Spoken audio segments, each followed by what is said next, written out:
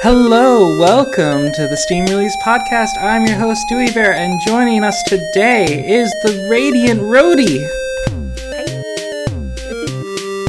And it's been a long time, but welcome back. I'm so glad to have you. Developer extraordinaire and streamer of a really dedicated streamer of just series of games. AffinityChris. Hello. Oh, an epic beard grower. Yeah. Thank you. It has. I think it's definitely grown out a lot. Is this the first? I think this is the first time we've had you since lockdown started. Actually, I think so. I think the last one I was on was maybe podcast 53 or something. So it's been a little bit. Yeah. I mean, we did have basically a huge hiatus because both myself and Rhodey were moving. That'll do it. More so on my side, though, because I didn't even have a computer for several months. Yeah, I finally got everything back, and yeah, it's been a journey, and it's glad to be back. So, well, we've got a lot of games. This is the Steam Release Podcast, so of course, for everyone here, we're going to be talking about all the games that you might have missed in the Steam release list, because it's a long list. But we went through and just found some awesome games, and I'm really looking forward to showing y'all. There's some great games. But before we get to that, we of course have to ask, like, what have we been playing this week? And or at least like in the recent time, because it's been a much longer than a week since we've seen AffinityChris. So, all right, Chris, do you what have you been playing this week?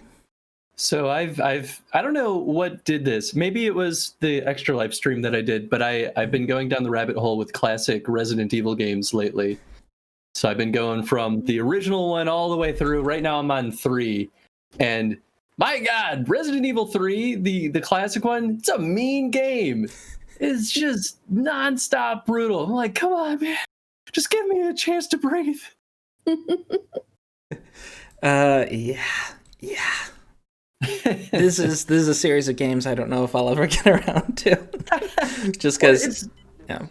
It's funny, right? Like, when I was a kid, those were the original game was the one that scared the living daylights out of me. Like, I remember I got to a stairwell and there was a zombie off to the left and a zombie off to the right, and they start both encroaching on you, and I was just like, and I turned off the game and I never went back. And then, like, at least a decade and a half later, now I love horror games, and I play these games. I'm like, they're not scary at all. What was I so stressed about? And now they're just fun. Now it's like, oh, I love the anxiety of surviving, but I'm not actually scared. But it's good. It's good. And I've never played 3 before, so this has actually been a pretty fun, exciting way to sort of see what the original games were like. My brother had the original one on PlayStation, and when we were kids, he would play it, and I'd pop my head in now and again to see where he is in it, because it was like, because I was a little kid and I was just like, oh, it's so scary, like that, It's like, oh, it's too much anxiety for me. And I don't think I've changed much when it comes to scary games. There's certain ones that I will play, but I don't like being chased. I don't like being chased. Definitely don't play Resident Evil 3 then. Yeah, The Office causes me anxiety, the Office TV series. Just because, but it's a different kind of anxiety. But like terror of awkward social situations is like kind of up there with this horror game, and like, man, just that both of them just raise my anxiety. I'm like, ugh. But maybe someday. I feel like it's a part of gaming that I haven't, that I've kind of I want to experience someday. But it's so scary. I think, like, what I do, I tend to go for something that's maybe just a bit creepy. Just a little bit creepy. Like, there's a lot of point and click games that aren't, then you wouldn't say, oh, I'm going to get like a jump scare or I'm going to be like chased or anything, but there's definitely like a sort of creepy atmosphere. So I find that's like a happy medium to to definitely explore with scary games. So what, in your opinion so far, what's the best Resident Evil? So for so long I was so convinced that 1 was gonna always be my favorite, at least as far as the classics go. Because I love 4, but 4 is very not scary, and then 1 through 3 feel like true horror. But in playing Resident Evil 2, the original one, that game was amazing. I don't know why I didn't see this the first time I ever saw that game, but it is so well designed. I thought it was more action and less horror, and I replayed it and I was like, nah, this is good. I think that one's convinced me to be my favorite one right now. Yeah. So any other games, and did your wallet survive the Steam sale? It did, but only because I had to hold back from spending money because I didn't have much, because we bought a condo and now I'm like, I gotta not spend any more of that. I'm looking at that in my not too far future, actually, so I'm hoping to venture into my own new life of home ownership. Rhodey, how about you? Did you survive? Did you just survive Black Friday? I surprisingly, because you know me, I'm always like, oh, bargain, oh, I'll get these from my wish list, wouldn't that be great? And then I end up buying like 10 games. I didn't buy anything. Oh, it's a first. It is a first. I just didn't buy anything. There was nothing really on my list, my wish list, that was like, I really want to play this right now. There was nothing. So I was just like, no, I'm gonna go through my list and see, maybe back up a game that I'd put down or something like that, you know. So I replayed more of Reventure. And it was good. I've gotten 66 of the endings now out of 100 or 101, something like that. Well, yeah, they say over 100, so I wouldn't be surprised if it was 101 endings. I think it's 101 achievements, so maybe 101 endings. But it's like, every time, because I kind of dismissed this game, because it's like, oh, because you feel like you get to a certain point and then you just like, because you don't have a map or anything like to say where you've gone, sort of thing, I feel like I get lost again. But once it's like, I kind of super got used to where everything is, because you keep retreading the same sort of pathways. It's like, I definitely found it a lot easier navigating around and everything. And I did rescue the princess. Oh. I did. Was that a good idea? Apparently not. Apparently it wasn't a good thing. So yeah, so that was just one of the endings. But every time you do something, like you do one of the endings, there's ever such a slight change on what could happen in an ending. It's like you might unlock like another ending like further down the line. So it's always very interesting to go back in there, and I've married, like, and also your character might change all the time, like to be a completely different person, or maybe even a doggy. Oh. that is a much more wild game than I took this originally when we talked about it.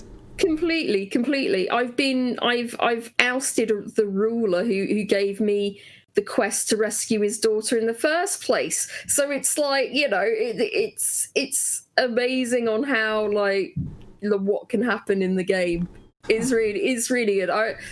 It's very cheap. I'd really suggest like people picking it up. It's just navigating on how to get those endings, and it's like, and each sort of like turn, I could say, is maybe under 5 minutes to get that ending, or under 5 or 10 minutes. So yeah, it's really worth it. It's really good. I didn't stream this week. I was going to, because I am on the although I did stream last week, and we did do case number 3 of Murder by Numbers. We finished case number 3, and it is, as I said, exactly the person who I thought it was. It wasn't ambiguous, and of course, it was kind of. I feel like there was nothing. The information you got like within a couple of minutes was like, okay, yeah, I know who did it, and I kind of know why. I think I have an idea why. So yeah, it was just it's interesting to see all the dialogue and everything, but in terms of someone who likes murder mysteries, it was kind of like, oh, well, there's not much of a mystery going on. Yeah, it was missing that. It was missing that element. Yeah, definitely. But the drama that was going on was interesting, and also putting your ex away from being a complete arsehole was very satisfying.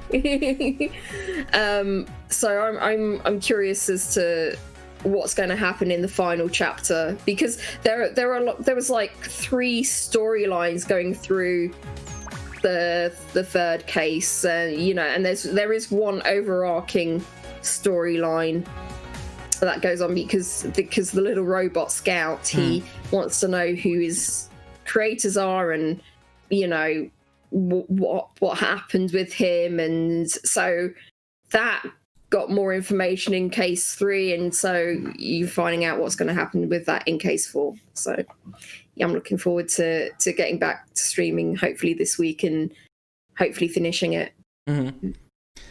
Wow, it really sounds, the more you've gone into this, the more and more it sounds like this is just a straight up a good TV mystery murder drama. Like that it just comes across as. Yeah, completely. That's awesome. Yeah, and as for me, I've been playing. I didn't play much in the way of indie games. I did play one, but I've mostly been playing Final Fantasy XIV with my brother. We just got into we're finishing up Heavensward, and I've been reminded how good that writing is. So we're going through. It's been a long time since I'd played that part of the game, and I was like, wow, this is way better than I remembered. So I really loved it, but it's just like, wow, this is really good. As far as indie games though, I did play Imperator Rome, which is one of these sort of Rome Total War likes, except there's no RTS section, it's all done on the map. I was doing the tutorial, which I was in the tutorial for a couple hours. I couldn't figure out how to move units. So I feel like I'm gonna have to consult a wiki somewhere, because it is a really interesting game. There's a lot of thought into it. There's a lot of systems and neat mechanics and such. But I'm in the tutorial and I haven't the fathomest idea how to move characters. Like the controls have not been very intuitive so far. So I'm annoyed. It was like 2.5 hours, and then I'm like, wait a second, because it wasn't 2.5 hours of frustration necessarily, because like a lot of it was like, oh, I was managing the towns and figuring out, oh, I'm going to build this here and build that there. It's like, oh, I've got to invade this province, and it's like, wait a second, why can't I move the characters? And I'm like looking through all the like tutorial information. It's like, okay, do you have any instruction about how to move characters? I just could not find it. So I know exactly how you feel about that, because I played Endless Space because I like way back when, and it was just like, okay, there's so much that you could do, so many. It was like micromanaging in a way that it was like I forgot. Okay, how do I move the units? How do I move the ship? it was just so annoying, and I feel that's a very bad way of doing a tutorial. Because if there's so much going on, it's like you need to like do break it up bit by bit and have like very good like scenarios, so people get used to the mechanics of the game and just, you know, make it seem a bit more natural on how to move units or do certain actions. It's just, yeah, I could talk all day about tutorials and in management games. I have so many that just let me down. They need tutorials, and they shouldn't be too worried about taking it slow, as long as you always give the option to skip the tutorial or like just go to the core game. Like, don't worry about holding people's hands in a tutorial. That's what it's there for. So. Exactly. It's like, because, you know, you never know, someone might be a seasoned veteran, or this might be their first time going into these type of games, and so you want to be able to sort of welcome everybody.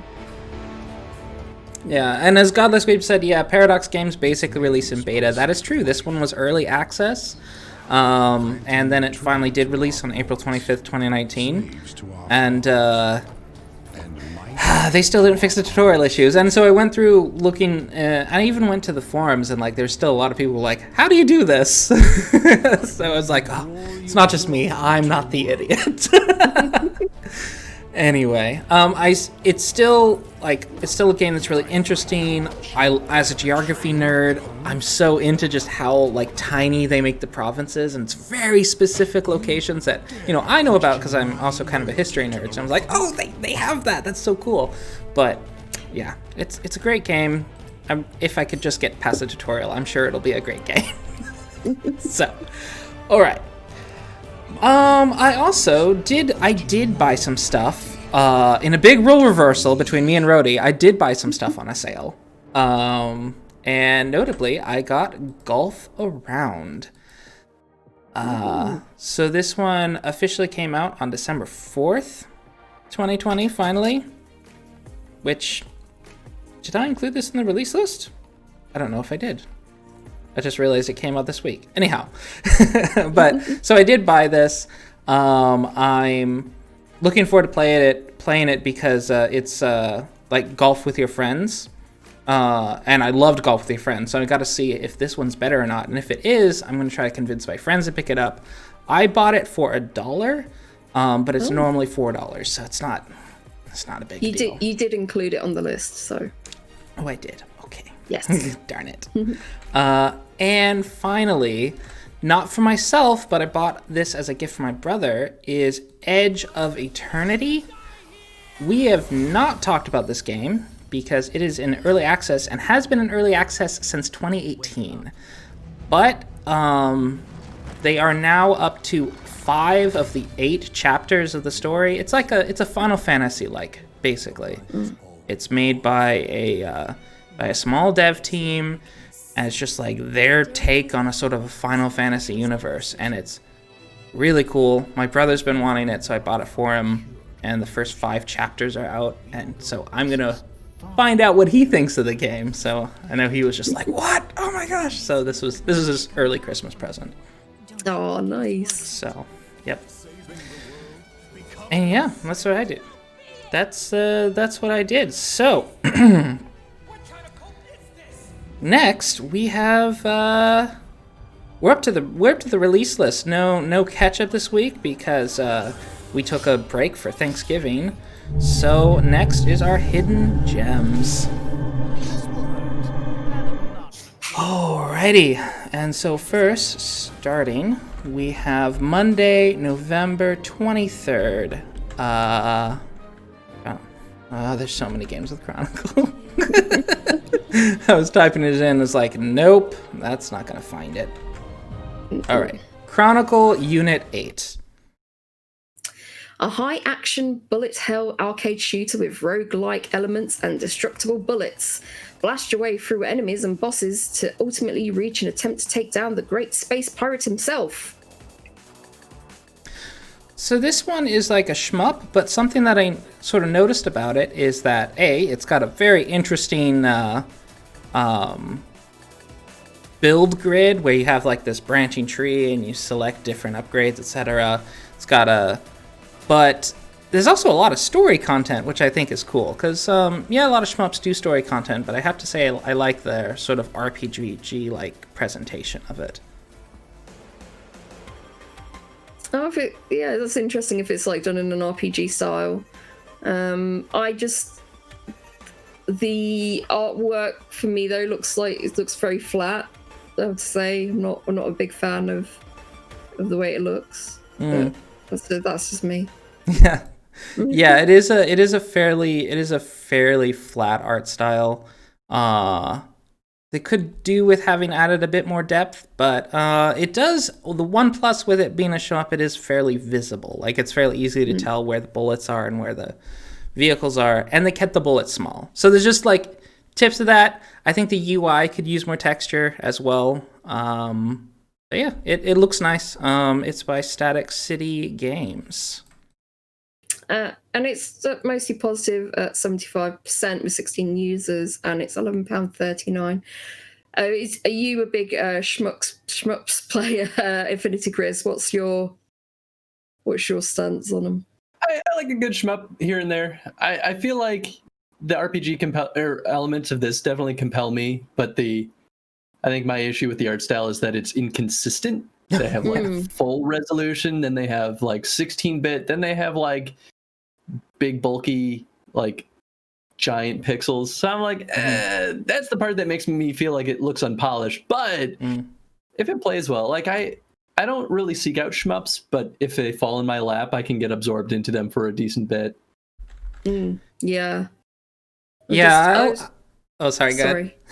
I was just wondering how long this game was actually, and there's a lot of early access reviews, so I'm not entirely sure how long it is. The one notable criticism I saw is that a lot of the upgrades apparently aren't super unique. There's a lot of like kind of repeating ones. So it's like increase this or increase this again or increase this again, where it's could have been a bit more unique. But there have been also some people comparing it to Rogue Legacy. If anyone's played that, Rogue Legacy is a pretty good game. So they did compare that, but there was definitely some criticism about some of the build variety. Even though there is a lot of options, it's like, oh, that option didn't seem really important. Like, it didn't seem that big of a choice. But yeah. Okay, so that was it for Monday.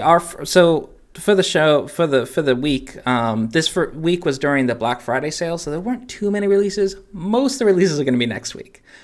But Tuesday, November 24th. Well, this week. Yes. All right, so is TWWWR. TWWWR is a small action game about ascending a large tower. You'll need to platform, fight, and explore if you want to make it to the top. The beautiful artwork is done by Nostalgia Tree. You can follow them on Twitter, and they're constantly posting beautiful pixel art. So I really recommend checking it out. This game, they have a lot of different aesthetics, Nostalgia Tree. So I'm pretty sure they're working on multiple different games.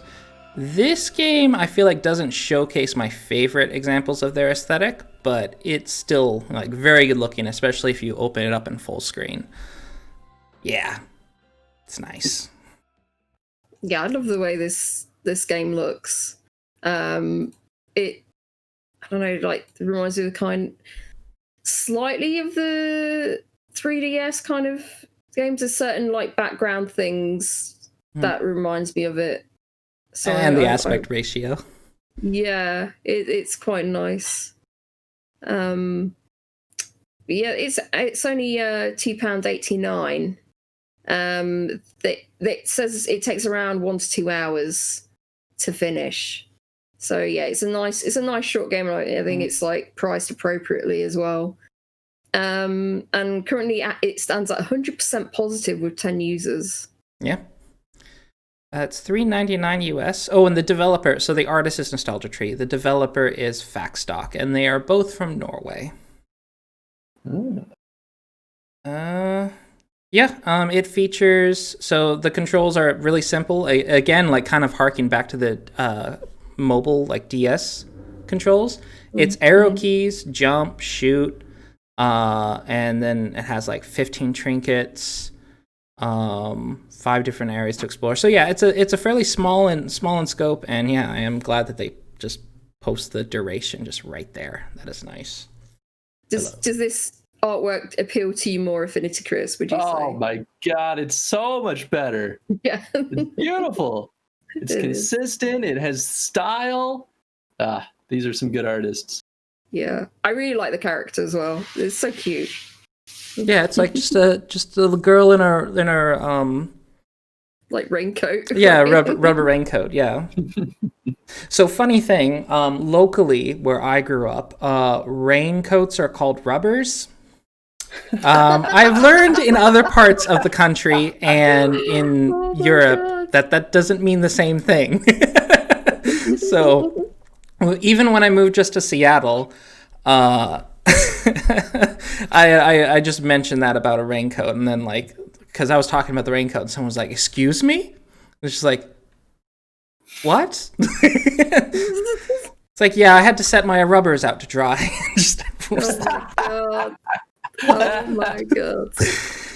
So yeah, funny thing when you learn that your local terminology just means something entirely different. Because back in my hometown, everyone would know what I was talking about. Yeah, of course. Yeah. Yeah. But yeah, so beautiful. I do look forward to seeing more stuff by Nostalgia Tree, because they seem to be a very busy artist. And so Wednesday, November 25th is GraviFire. GraviFire is a logic game that mixes the mechanics of movement and gravity. You need to put all the objects in the right places by controlling the character and the force of gravity. It will not be easy to complete the task by overcoming all obstacles. This looks like a neat puzzle game.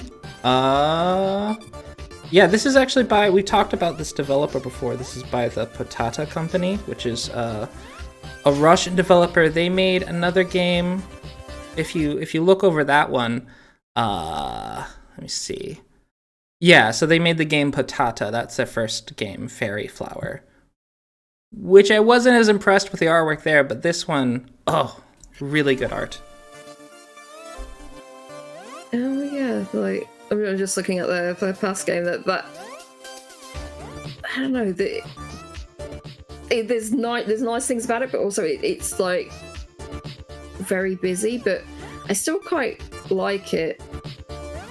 But yeah, there's certain things in it that just make it look too busy. But their new game, GraviFire, I don't know, it's very simple. It's like they're going back to basics or something. Yeah. Interesting, because it's so different from what they did before, and in terms of art style as well.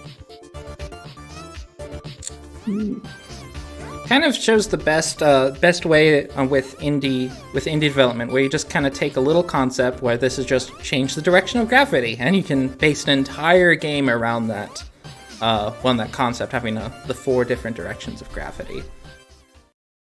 So yeah, gravity control. This is 289, and there are 50 levels, so it's a nice little puzzler. Do you play a lot of puzzlers, AffinityChris? I know you play a lot of like RPGs and those kind of like games, but do you have an occasion for a quick puzzler? Oh yeah, actually lately I've been getting a lot more obsessed with puzzle games. I discovered nanograms or Picross like within the last, I don't know, 6 months or so. And ever since then, I've been just hungry for puzzle games in general. And I've just been jumping into them and going feverishly through them and then jumping to the next. So if you like Picross kind of puzzle, you'll love Murder by Numbers. Yeah, I saw the Picross in there. I was like, ooh. This seems right up my alley. I highly recommend it. It's a very long game though, but it is great. I still quite like it, even with the flaws. Yes. Mm-hmm. Nice. Yeah, I should definitely keep that in my list of games to check out.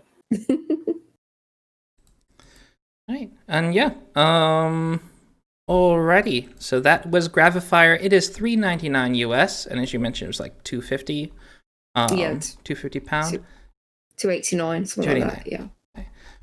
Perfectly affordable. It's puzzle game. It's kind of like Portal, I guess. In that, another one. It's just a physics puzzler like that.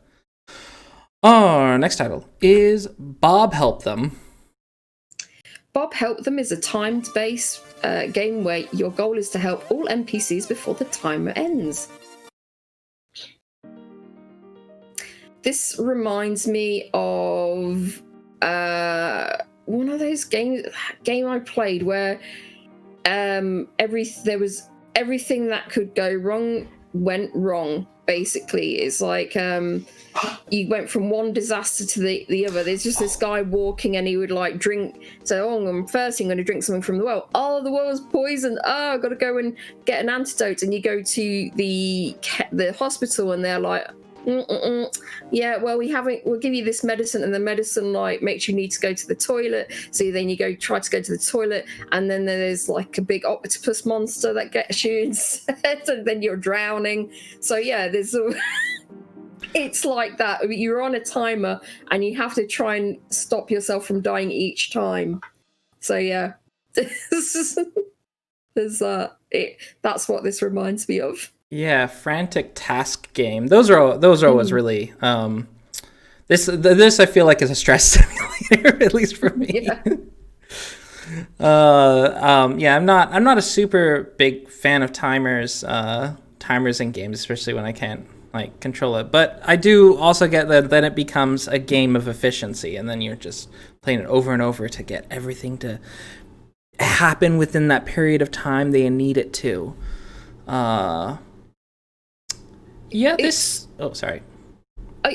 is like fetch quests. This is like fetch quests in MMOs, except you've got a timer. You know what I mean? It's like, yay, I've got to help the NPC, and it's like collect all these ridiculous things. But there's just an element of now it being timed. So I do like the concept, but as you said, I'm not a big fan of timers either. But this is very interesting. And there's also a time where you got to stroke a doggy as well. It's like, got to give him 10 loves. I feel like this game would definitely appeal to someone who loves memorization games, because you're all about just remembering what you need and where to go and figuring out how to optimize that. I feel like that's where this difference from something like Minute, where Minute has that time factor and you're trying to remember where to do things, but that's more puzzle solving and adventuring, whereas this is just like, can you do the thing as fast as possible? Yeah. Yeah, completely. And there's 6 NPCs with different quests, 35 different levels, and 105 stars to get. So it's quite, there's obviously you're going to be a pattern to it all, but it seems like it could be manageable, but yeah, it seems again quite stressful. But yeah, I like your analogy, definitely. The one little odd thing I find is the character, like the main character, when he's not holding anything, he always has his hands up. I don't know. I think I would have liked it if there were a few more movement sprites on him, but I mean, it is a very small scope game with a very focused scope. And looking at the reviews, folks seem to be really happy with just like it's a smooth experience. It does what it says it wants to, and it does that fairly well. The designer is Gagonfe, and the artist is O Deltas, and they are both from Rio de Janeiro, Brazil. It's 11 users, and it's 100% positive. And this is £4.79. So, yeah, this could be a good game if you're into these things. Yeah, and that is $5.99 US. And yeah, it's probably, considering it's each of the levels are on a timer, I believe the timer varies, but my guess is it's somewhere around 300 minutes. If you get 10 minutes per level, but that can probably vary. All right. Our next title is Axe Cop. And yes, this is the same Axe Cop as the webcomic that you may have heard of. Oh, okay. Fight all the bad guys. Axe Cop and his team of colourful characters must go on an epic adventure that covers his 10-year comic book history to rid the world of all bad guys once and for all. Have either of you ever heard of Axe Cop? Oh, I love Axe Cop. Oh, okay, awesome. I didn't follow it for very long, but just the idea of it was charming to me. So it was actually this comic. So not the game. The game is a separate is Red Triangle game. I've been trying to look up like how much they're connected to the comic artist, but it seems that they're just like working with him. But yeah, so the comic artist, it was him and his younger brother, who's like his brother's 25 years younger than him. And so like something to bond over was that he worked with his little brother when he was just like a little kid. The kid came up with this idea like, oh, a comic. And so he started drawing it, and it became a web comic. And because his little brother thought the coolest thing would be a cop with an axe. And that's the origin of Axe Cop. So. Oh my god. Just very, very cute. And I like that it's going for a sort of old school Final Fantasy type thing. And it literally covers the it covers like the whole story of 10 years of comics, and that's awesome. Yeah. I think they really nailed the aesthetic too. Like they are going for a very NES era sort of palette and style, and I feel like it reads really well. Yeah, it looks so good. Because I don't know anything about the comic, but I love these characters and all their designs and everything, and it just seems like it fits very well with the style that they've gone for the game. Yeah, I only before I actually looked up on this, I only knew about Axe Cop because at conventions in the US, a lot of people would cosplay as Axe Cop, at least like I don't know. It was several years ago when I last went to a convention where there's Axe Cop cosplayers, but for a time it was very, very popular. And now that look it up, it was just like, oh, this is awesome. And seeing how well the comic book characters translate into this small like 8-bit, or I think this is technically 16-bit pixel art, it just kind of speaks to the really good design chops, and that even with their proportions changed and their colors and their line art having to be really shrunk down, you can still I immediately recognize like, oh, that's that character. I've seen someone cosplay that. It's just very, very neat. I'm trying to see like how long it is, because this is an RPG. And I've only seen people with like couple of people with like around about 2 hours on the clock. I've seen one with about 11 hours on it. So I'm hoping, it's on a little bit on the longer side. It is £7.19. Yeah, it's $10, which, I mean, it doesn't have to be terribly long. Like 11 hours would be great, but at the same time, for like 10 years of comic books, I'm like, oh, I'd really like it if it was, more fleshed out. It was a bit more fleshed out, and you could kind of feel like you're traveling through the separate arcs. Wow. But AffinityChris, you were a fan of this. Is this something, do you feel like you would pick up, since you like a lot of RPGs and Oh yeah. Looking at this, I would absolutely play this. I feel like, and even though I don't remember much of Axe Cop and I didn't follow it for very long, I feel like it just looks like it plays like a good classic RPG. I loved the feel and sort of the I don't know, what's a good way to describe it? Like almost the childish nature of the actual comic. And I feel like this looks like it will satisfy that exact same feeling. So it's like, I don't even need to know what the comic was. This is going to give me the same experience just as an RPG. No, I think you're right, yeah. If you pick this up and play it, you have to let us know. You have to let us know how it is. Oh, I will. Yes. Yep. And of course, it was developed by Red Triangle Games, which is a studio based out of Orange Park, Florida. Now, on to Thursday, November 26th. Our next title is RedEx. RedEx is a 2D run-and-gun game with a minimalistic pixel art style, where you are to fight against mercenaries of an underground smuggling organization which pretends to be a logistic corporation called Red Express. That's that little story pitch has just about everything, doesn't it? You got the gameplay style, you've got the plot. pretty well. You're like, oh, okay, so we know what the bad guys are, but it's like there's a layer to this. It's they're pretending to be something they're not. That's kind of neat.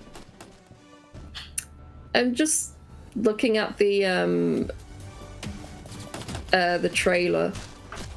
It's because I get, you're going undercover and everything like that. I get that, but I feel there's not enough to kind of distinguish you from the rest of the what's going on. Yeah, all the characters are kind of the same shape. There's not like there's not textural things that make them stand out.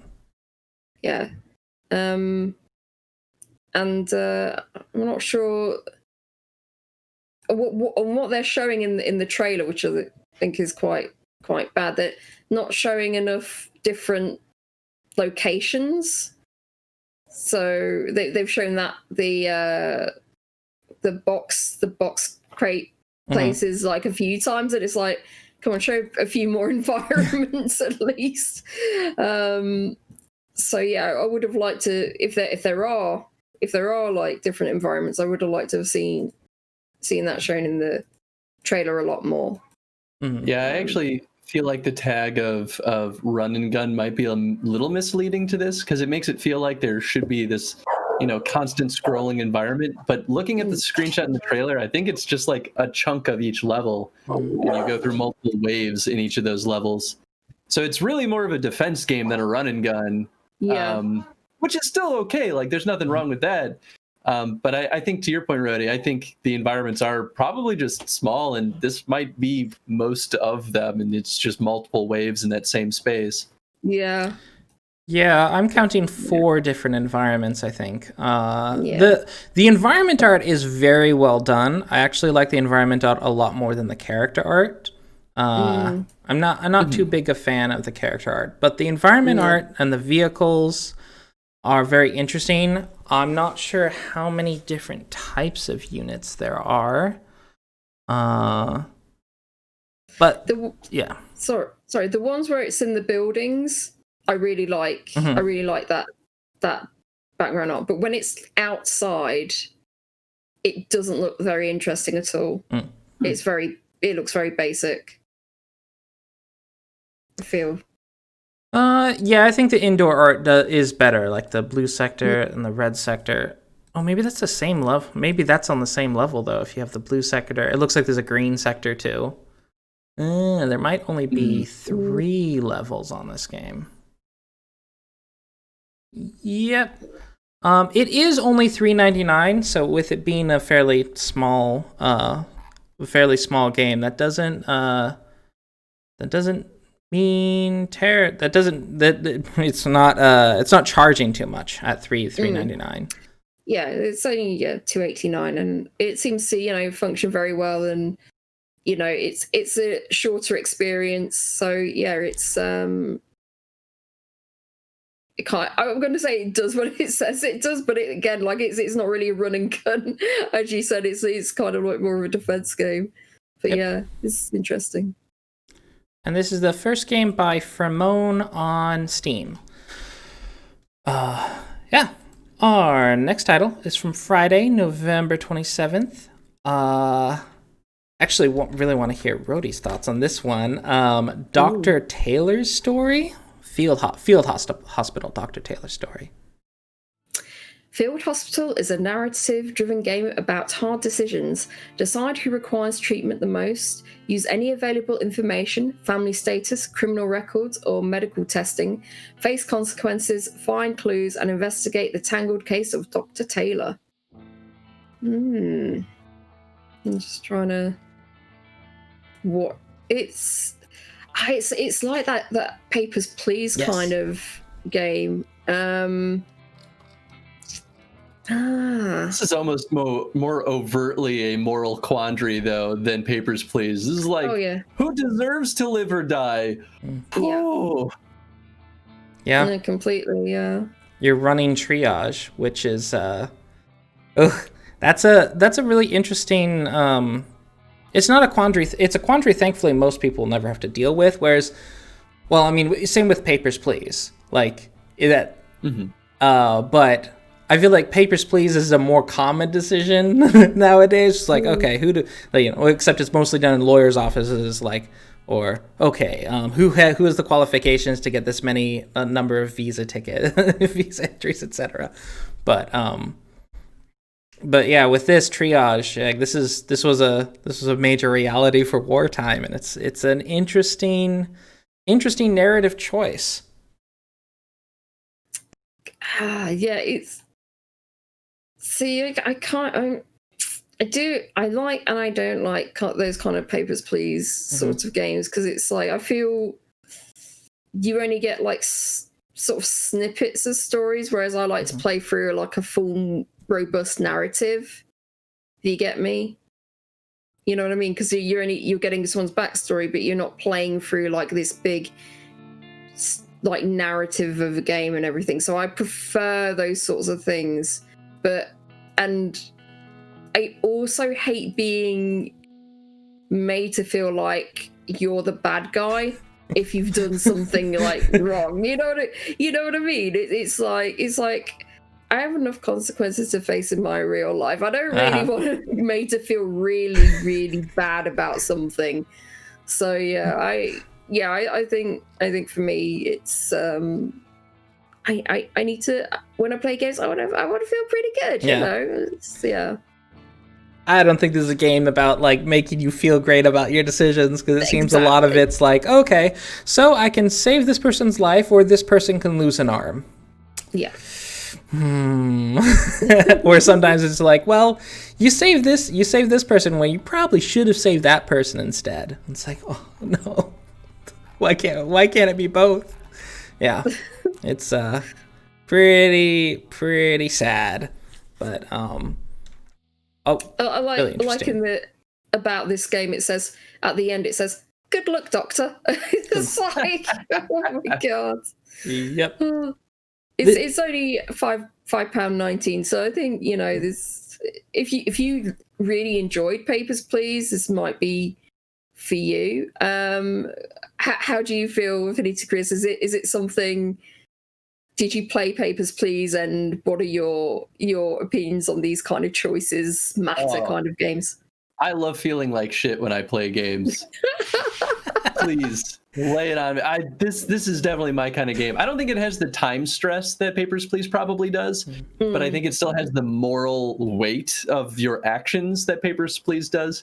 So I love it, right? Because I play games because I like the experience, not because I'm, you know, trying to necessarily feel good. That's why I love horror games. So enduring it and trying to like learn from it and maybe even grow as a person, depending on what the game is. I love that. I feel like that makes the game feel really powerful, at least from an artistic standpoint. Not that feel good games are not artistic either. It's just, it resonates with me. I see. And I like how you get all these like these.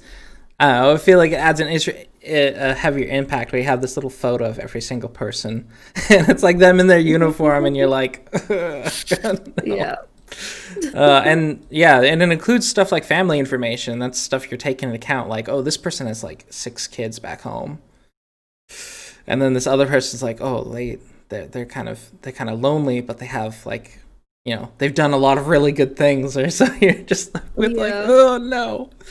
Yeah, man, I am kind of curious about this one. I feel like this one has more appeal to me than Papers, Please does, actually.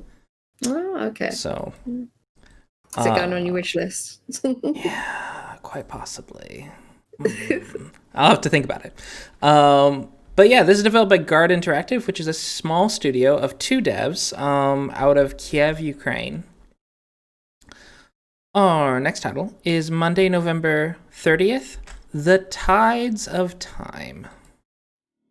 The Tides of Time is an action-adventure RPG with a time loop mechanic.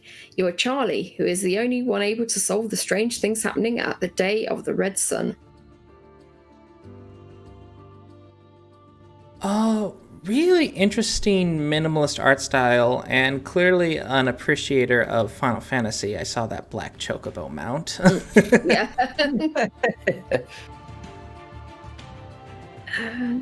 Yeah, I'm not sure about this because it's just like, you know, strange things happening at the Day of the Red Sun. It is like a I don't know, a bit more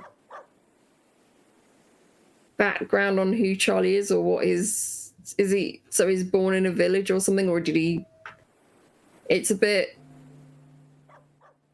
I don't know, from the description I feel like I need a little bit more on the description, I feel, because it kind of looks like at first like a basic hack and slash. Yeah, or almost a roguelite, or it maybe. Because I'm reading it. I'm not sure if it's a roguelite or not. Let me see at look at the tags. Yeah. By the description, I was like, well, this sounds like a puzzle game, but then you look at it and it's like, I think this is trying to be Zelda, maybe. And you're like, this could be a lot of things.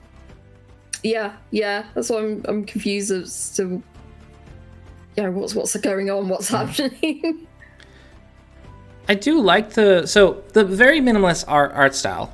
On one end, I'm not particularly usually big on the extremely minimalist art style that this one has.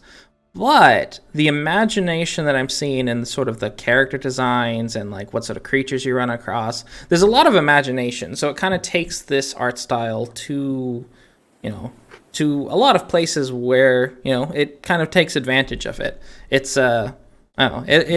It looks nice in that way, whereas usually I would kind of look at a game like this and I might even skip it over.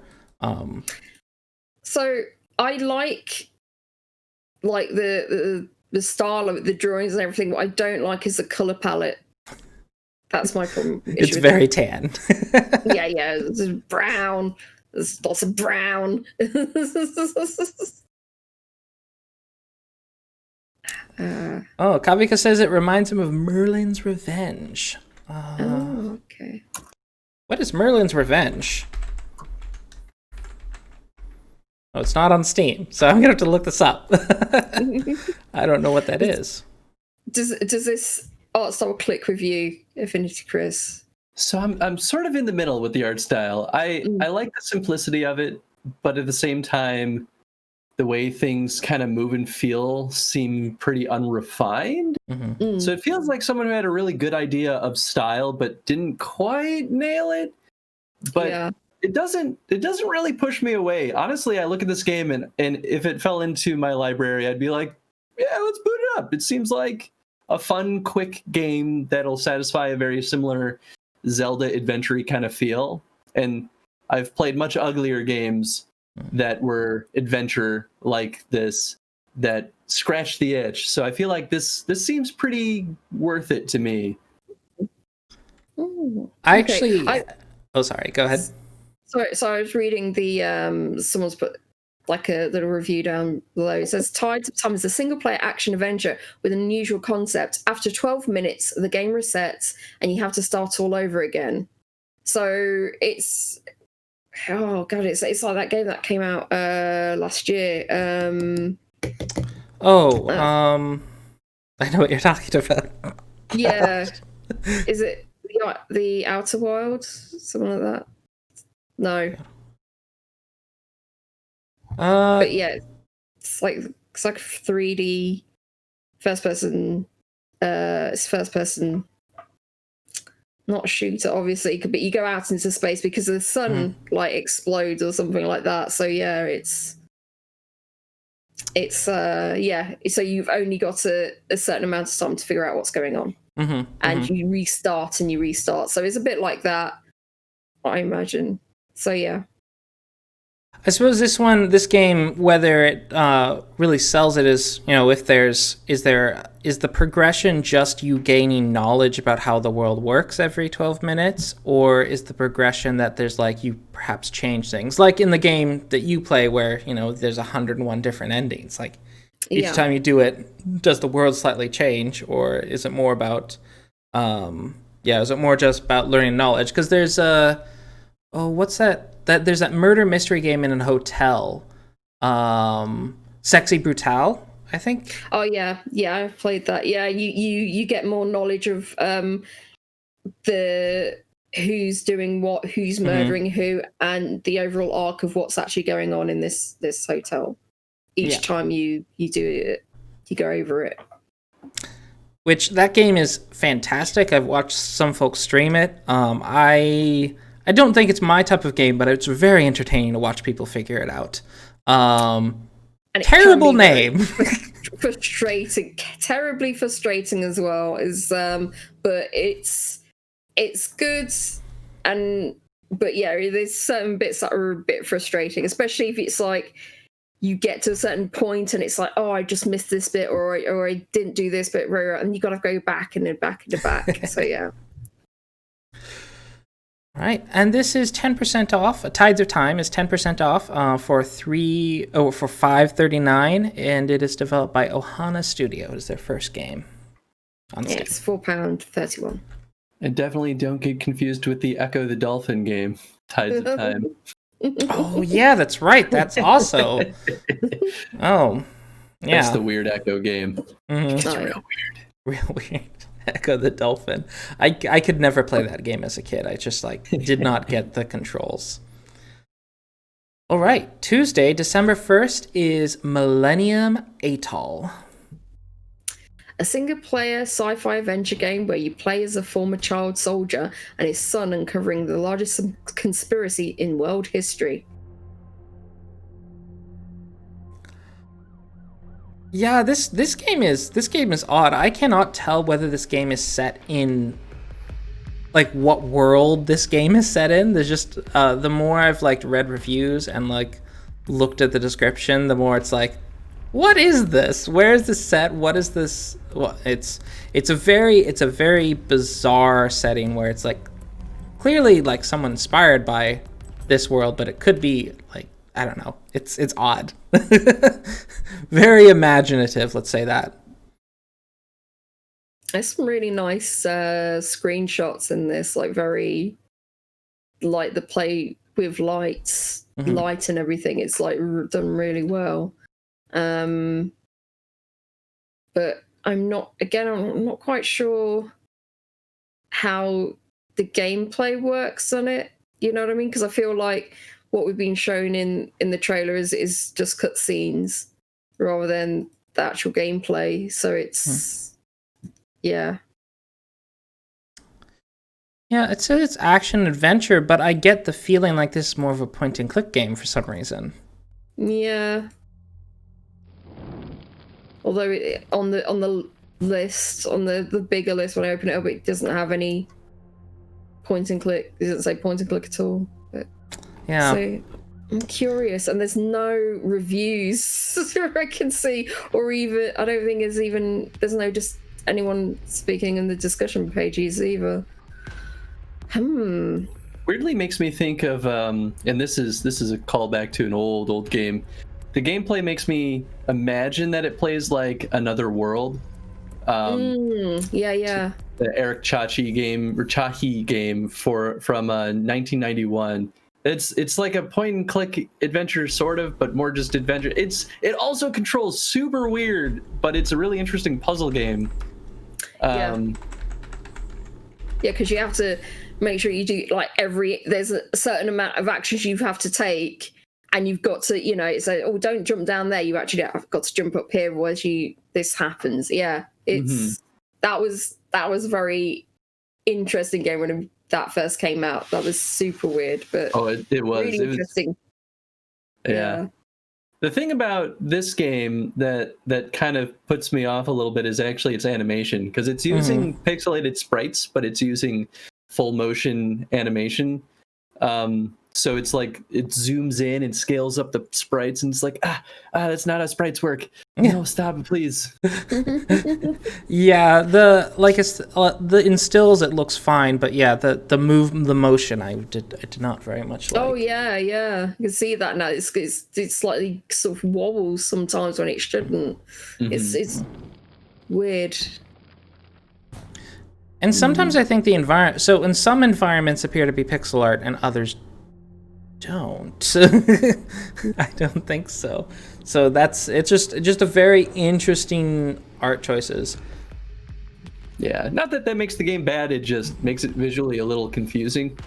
Yeah. I am curious as to how long this game is, and and as you said, like how this actually plays. I'm just curious. It's a bit. There's not enough information being given, like either in the description or even the trailers. But it's £7.19 if you want to find out. $9.99. This is probably the most enigmatic of the games that I've had on the list this week. Just because I couldn't figure out what it was. So it's like, I feel like I want to include this. Interesting fact, Millennium Atoll is one of the alternative names for Caroline Atoll, which is a coral atoll in the nation of Kiribati. Yeah, so I don't know if that's what this game is referencing, because it's developed by a studio, Rookwood Games, based out of Bahía, Blanca, Argentina. All right. From Wednesday, December 2nd, our next title is House of God. As the House of God races towards heaven, Jack blasts their way to the conductor in his chaotic and fast-paced roguelite. Okay, that was a very strange description. Okay. Oh, yeah, interesting. So you're trying to get to the conductor that's taking you to heaven, I imagine, to stop the train. That's really interesting. So this developer, have you all heard of... We talked about ITA, actually, on the show. ITTA. This is that same developer. Yeah. Oh, okay. Oh, this is the same dev, really? Mm-hmm. Oh, that explains why I've seen a bunch of this on Twitter. But ITA came out in April, and now this is December. Obviously, this is a smaller scope of game, but it's like, what? Yeah. I love it. It's got some like eldritch horror kind of vibe to it, even though it's the train to heaven. There's the visuals of it are just like, this is horrifying and difficult to understand when I look at this, and that's like top notch in my book. It hurts my eyes. I'm sorry. Yeah, it does. It's a weird color palette, but that probably fits with the. Well, I suppose it's kind of trying, give that sort of ethereal kind of look to it as well, but also there's horror. And so I'm not a fan of the look. Sorry. Yeah. But yeah, Glass Revolver. I was surprised to see a game from them just so quickly. It's like, wait, you just released ITA. Like, my word. Busy. They could have taken a lot of the technical infrastructure that they used for ITA and just used that. So they had all the coding pretty much done and just made a bunch of new art, some new like monster designs, and then put it together nice and quick. I feel like that's a smart use, because it's like, this is a very different game than ITA, but even if it plays similarly, so I feel like now it can appeal to two totally different audiences. Yeah. 100% positive reviews so far, and it's only $4.99. Yeah, 17 users, $3.99, and it's like randomly generated train, 50 plus unique items, majority capable of synergizing, 4 bosses, 4 unique areas with unique enemy additions, 80 handcrafted rooms. Not bad. That's a lot of levels, actually. Yeah. Wow. Okay, Long Train. All right, our next, now we get to the 2 big release days for these last 2 weeks, Thursday, December 3rd, and Friday, December 4th. Starting with Thursday, December 3rd, our first game is PHOGS. In PHOGS, you play as a duo of dogs on a captivating puzzle-filled adventure.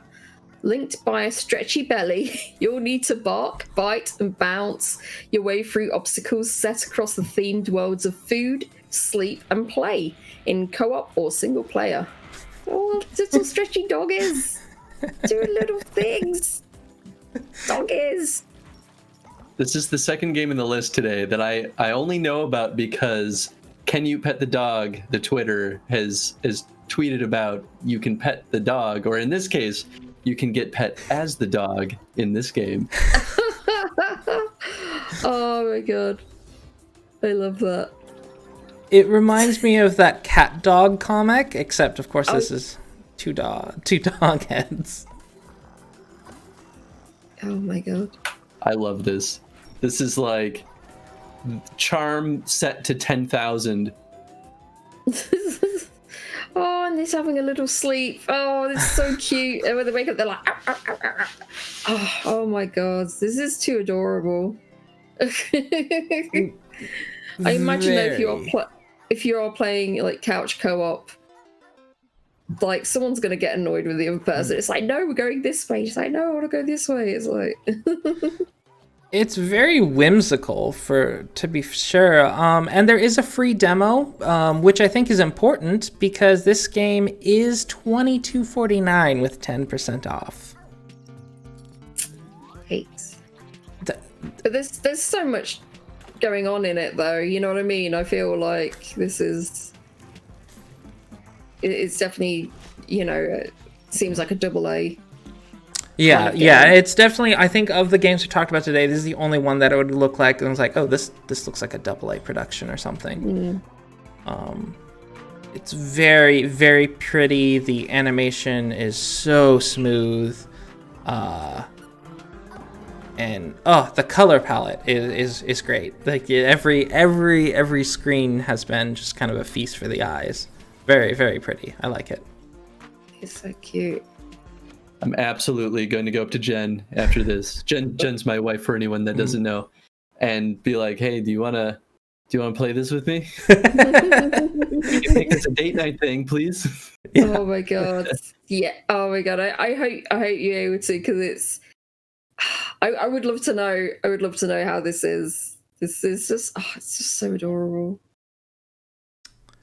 Yeah, it's £20.24 in the UK. Yeah, and the developers might be streaming, although, let me see, rebroadcast of launch Fogcast. Oh, yeah, I think these are the developers. Okay, wow. So they've got some folks that are showing off the game. That's awesome. And it looks so good. My word, this looks really fun. But yeah, it's developed by Bitloom Games. They are based out of Dundee, Scotland. Our next title is Haven. 2 lovers gave up everything and escaped to a lost planet to be together. Glide through a mysterious landscape, explore a fragmented world, and fight against what's trying to tear them apart in this RPG adventure about love, rebellion, and freedom. I've seen this game a lot, just because of the mechanics of it. It's, because you're gliding along like that, and I think when I looked at it, I wasn't like really hooked on the environments. Mm-hmm. It just seemed a bit kind of too stark for me. I don't know. I wasn't a fan. Yeah, do you remember that game Effie? that 3D platformer? That's what makes life so exciting. I don't think Do you think that F with the what EFFIE. Effie. Because that's what this game reminds me of as far as aesthetically. Yeah. Yes. Until the last moment, then? At least Yeah, the complete- environments. Yeah. No, yeah. You're absolutely right. So there is a style to it. I'm not a super fan of the style, but I know people who are, who do kind of like this sort of very like bright, hyper saturated, striking look. Because at least the lighting is done well. Like the lighting's not bad. It's not bad. But I always kind of, I don't know. I've seen a lot of people talk about this game, and I'm just like, oh, but how sappy is it? I just don't know. I'm really curious about the story, because I think, you know, even if there's like not much going on in terms of the action, maybe the story, the narrative is like really good, but I don't know. Yeah, I've I'm been gonna following this game for a hot second. I've actually been pretty excited for it. I'm surprised I haven't bought it yet. This is made by the same devs that made Fury, which is a very different game, but it was a very good, like just true combat style game, and it had a pretty interesting narrative too. But yeah, this game's totally different, but I feel like it, in my mind at least, I think it has the potential of being like an indie sweetheart, like a game that has a pretty devout following that people will keep talking about for a while, even if it's sort of a slow burn to get there. Yeah, Fury was a huge success. Yeah, I heard a lot about this. They got a lot of compliments on this action game. So it's interesting going from a very action-heavy game and then doing more of a story kind of traversal type game. That's interesting. It's at very positive reviews right now at 92% with 215 reviews so far. So yeah, it's people seem to love it. It's £19.49. $24.99 US. And yeah, the developers are known as Game Bakery. The Game Bakery. Yep. Our next title is Morbid, the Seven Acolytes. Morbid, the Seven Acolytes is a horror punk action RPG filled with Lovecraftian horrors and Cronenbergian gore, making it the most gruesome take on the isometric Souls-like genre yet. Oh, yeah, I can see that. It's very, very gruesome. Lots of blood, guts, and gore. Yeah, so this might be one for you, AffinityChris. It's funny because a lot of games that I feel like try to do the highly detailed pixel art style usually makes everything look way too complicated and way too busy to look at. But I think they pull it off here, and that works very well with gore too. So it's very good that they got it right, because I'm looking at this and like, ooh, this does look good, and it looks beautiful. Yeah, I do like the art style, and everything's distinct, and it's got that very nice detail to it as well. But as you said, it's not making it look too busy. It's like, yeah, it looks really good. I think part of it that helped it is in the pixel art they used black lines to kind of, they did like line art with the pixels to just give it almost a comic book like. So everything has this proper like frames and such. So it's easy to distinguish where one thing starts and the other thing stops. Because some pixel games, they don't have any like crisp lines between things, and so it can get really muddy. But this one doesn't do that, so it's neat. Morbid. Yeah, it's actually interesting. It's not exactly like a line, but what they do is they put a sort of like a drop shadow behind everything, and it's a very thin drop shadow. But that's a pretty clever way of kind of like making it blurred enough to not be like a punch in the face with the line, but enough to make things pop. Yeah, it's very nice. It's very nicely done. And it's 20% off right now at £15.99, and it's standing at mostly positive at 75% with 90 users. So, Yeah, 19.99 US. This is quite possibly up my alley. I do like ARPGs a lot, although I'm that weird sort of mix where I love ARPGs, but a lot of ARPGs are very grimdark. But this one has enough color to it. I might be able to play it. Man, this looks really good. So I'm going to add it to my wish list. And it is developed by Still Running. Interesting studio name. They also made Dwarfheim. No, wait. No, this is the publisher. Merge Games. So I don't know what else Still Running made. And some people have complained about the combat being quite slow. And, you know, you don't get to... After 2 hours, you don't know where to go. I believe I reached said boss after fighting through some caves containing some of the most boring enemies I've seen. Yeah, there's some people that don't like the pacing, basically. So it's and it's a bit dull for some people, but yeah, it's a shame. Combat does look pretty methodical and seems to be very well. It seems to be designed for controller play as well. So yeah, I think it's worth a try for me. Maybe not. I don't have $20 to spare right now, but maybe sometime I'll keep it on that wish list. Our next title is Arise: A Simple Story.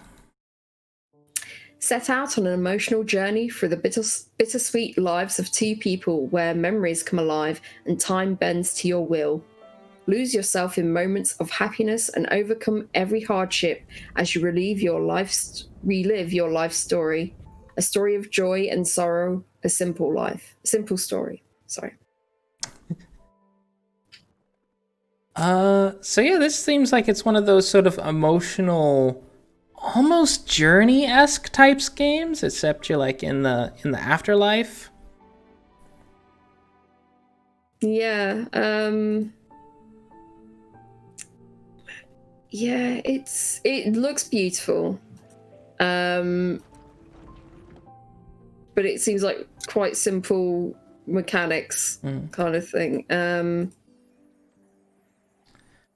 I don't think it's a precision platformer or anything like that. I think it's just kind of a more go with the flow sort of game. You like see the narrative. It's almost like a walking simulator with like this a dash of platforming in it, if you get me.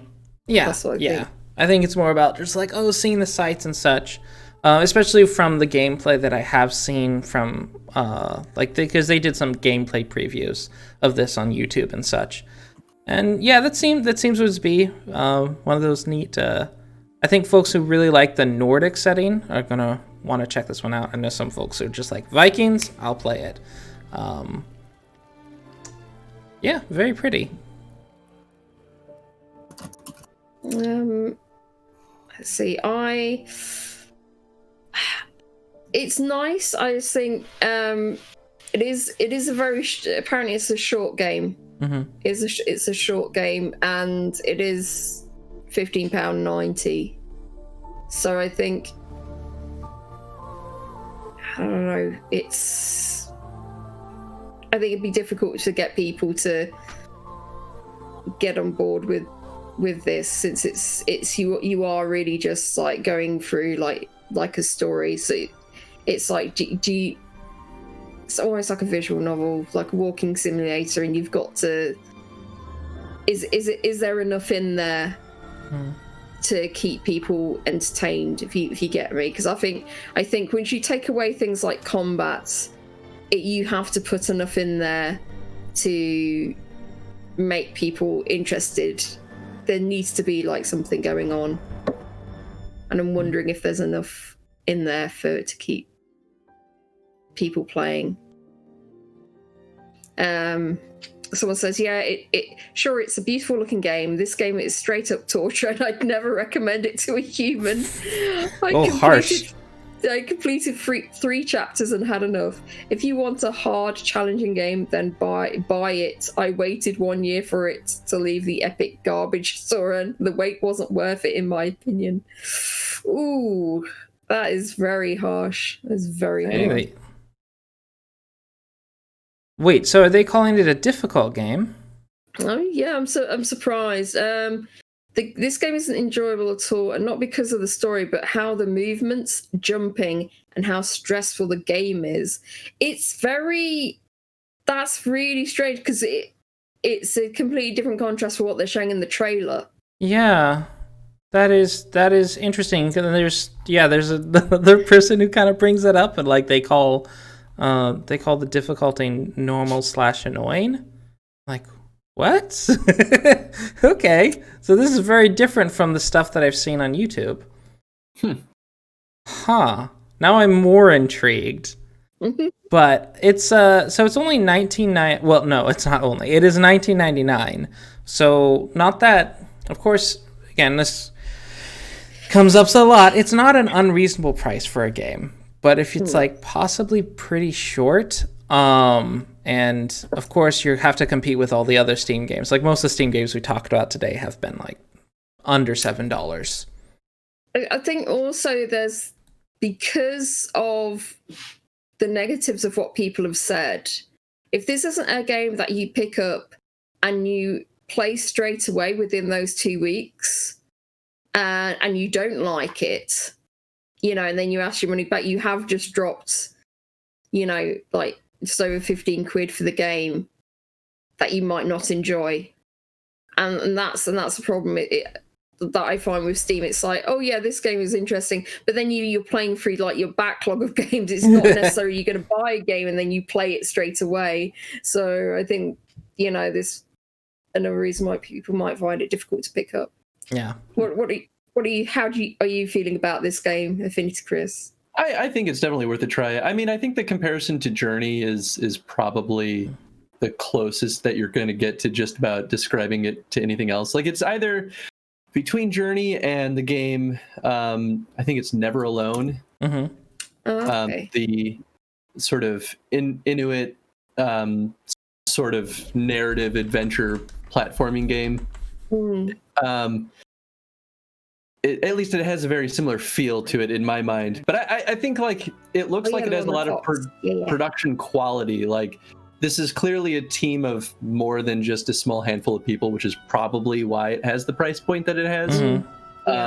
That, and maybe it's the publisher too, right? Like the publisher is probably taking a pretty decent cut, but they're also going to be pushing the game harder. But that's why, like, we're seeing reviews from like Game Informer and Destructoid on this, even though it's an indie title.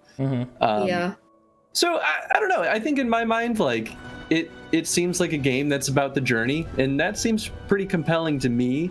I think if I disliked it, it would probably be because of what some folks in the reviews have said, that it's maybe there are points where it's just frustratingly difficult when you just want to continue the journey.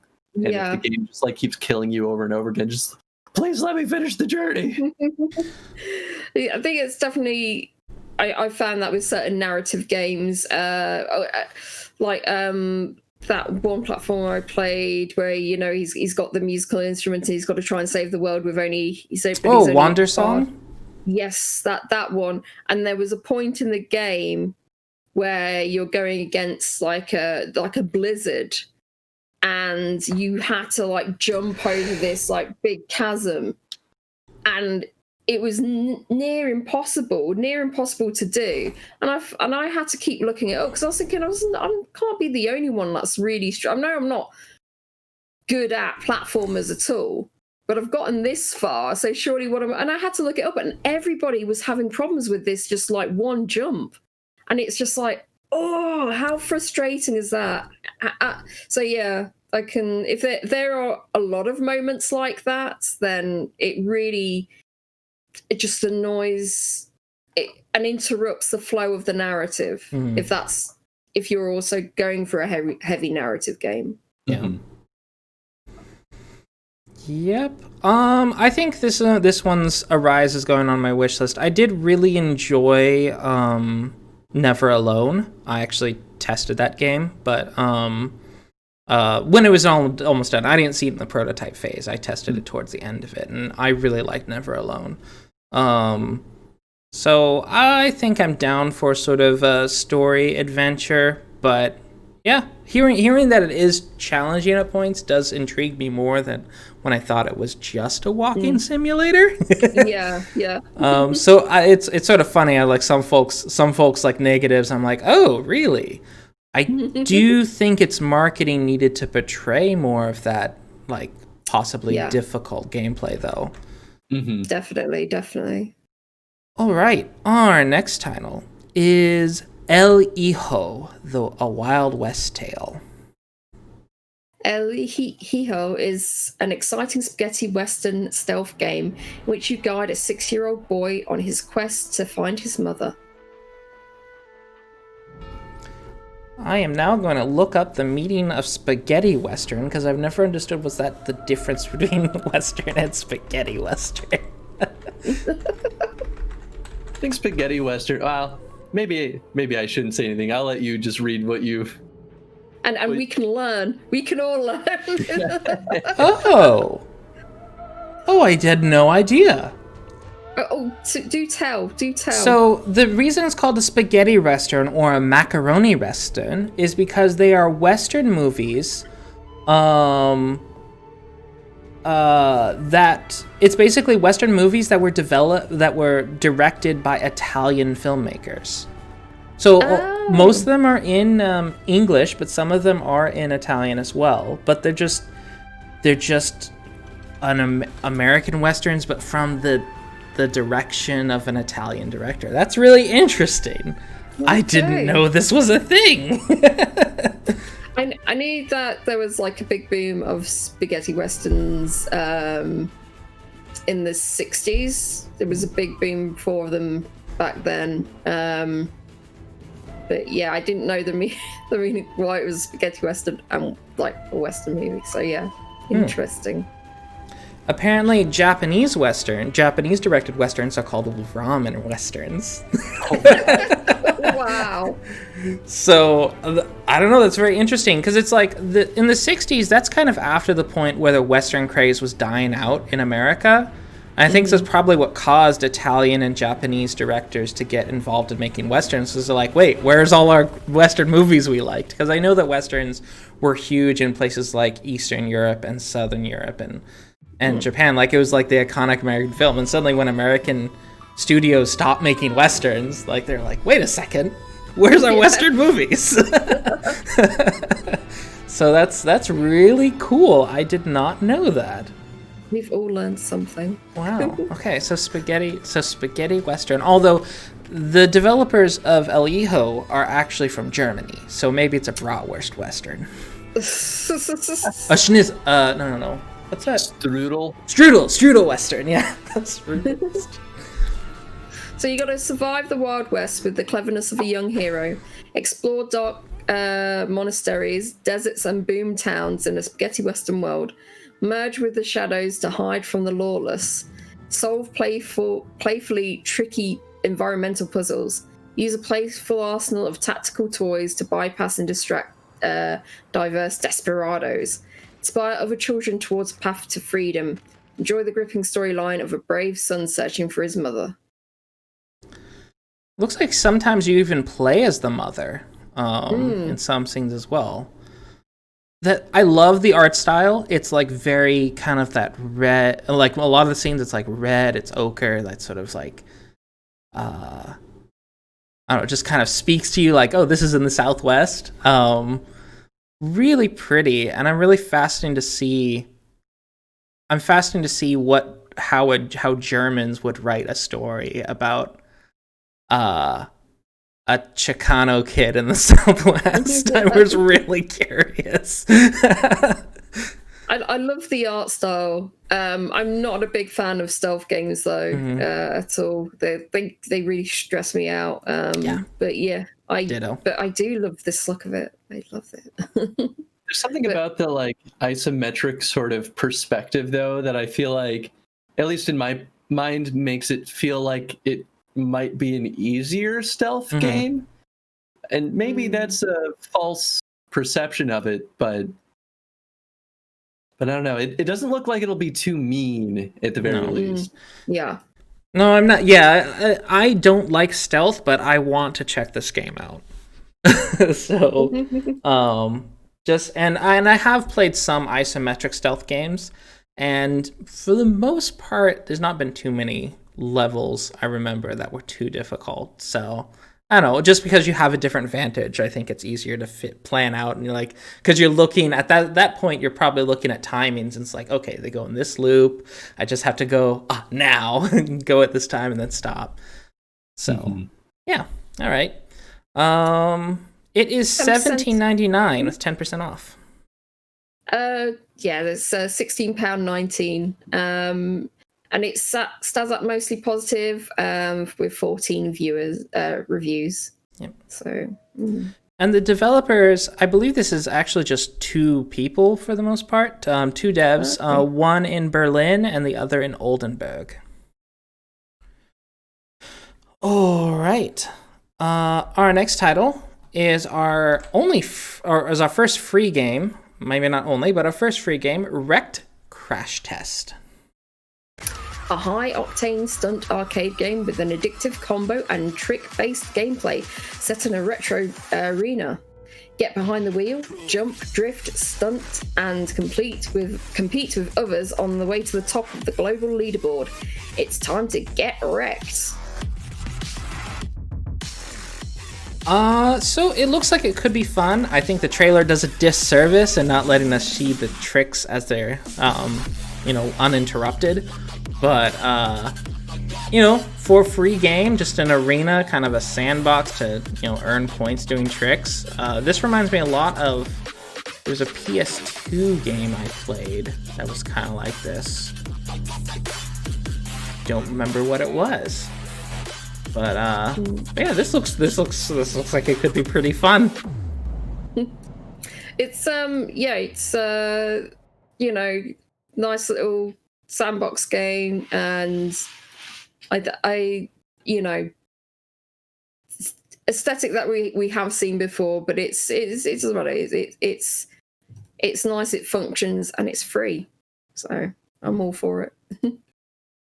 But you AffinityChris, is this interesting you at all, or are you a stunt man? Did you play was it that skateboard game? Because it reminds me of that, like doing all these tricks and everything. You get with consoles like sports games and everything. Yeah, no, I definitely agree with that. It seems fun. I have an inherent distrust for free to play games, but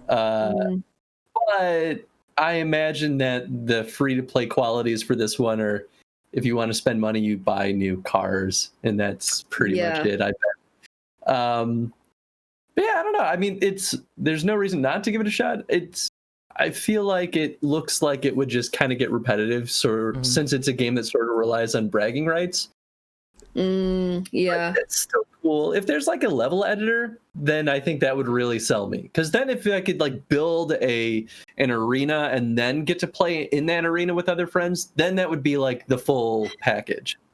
Yeah, I do like it when there is a level builder and you can put it out there for other people to play and comment on.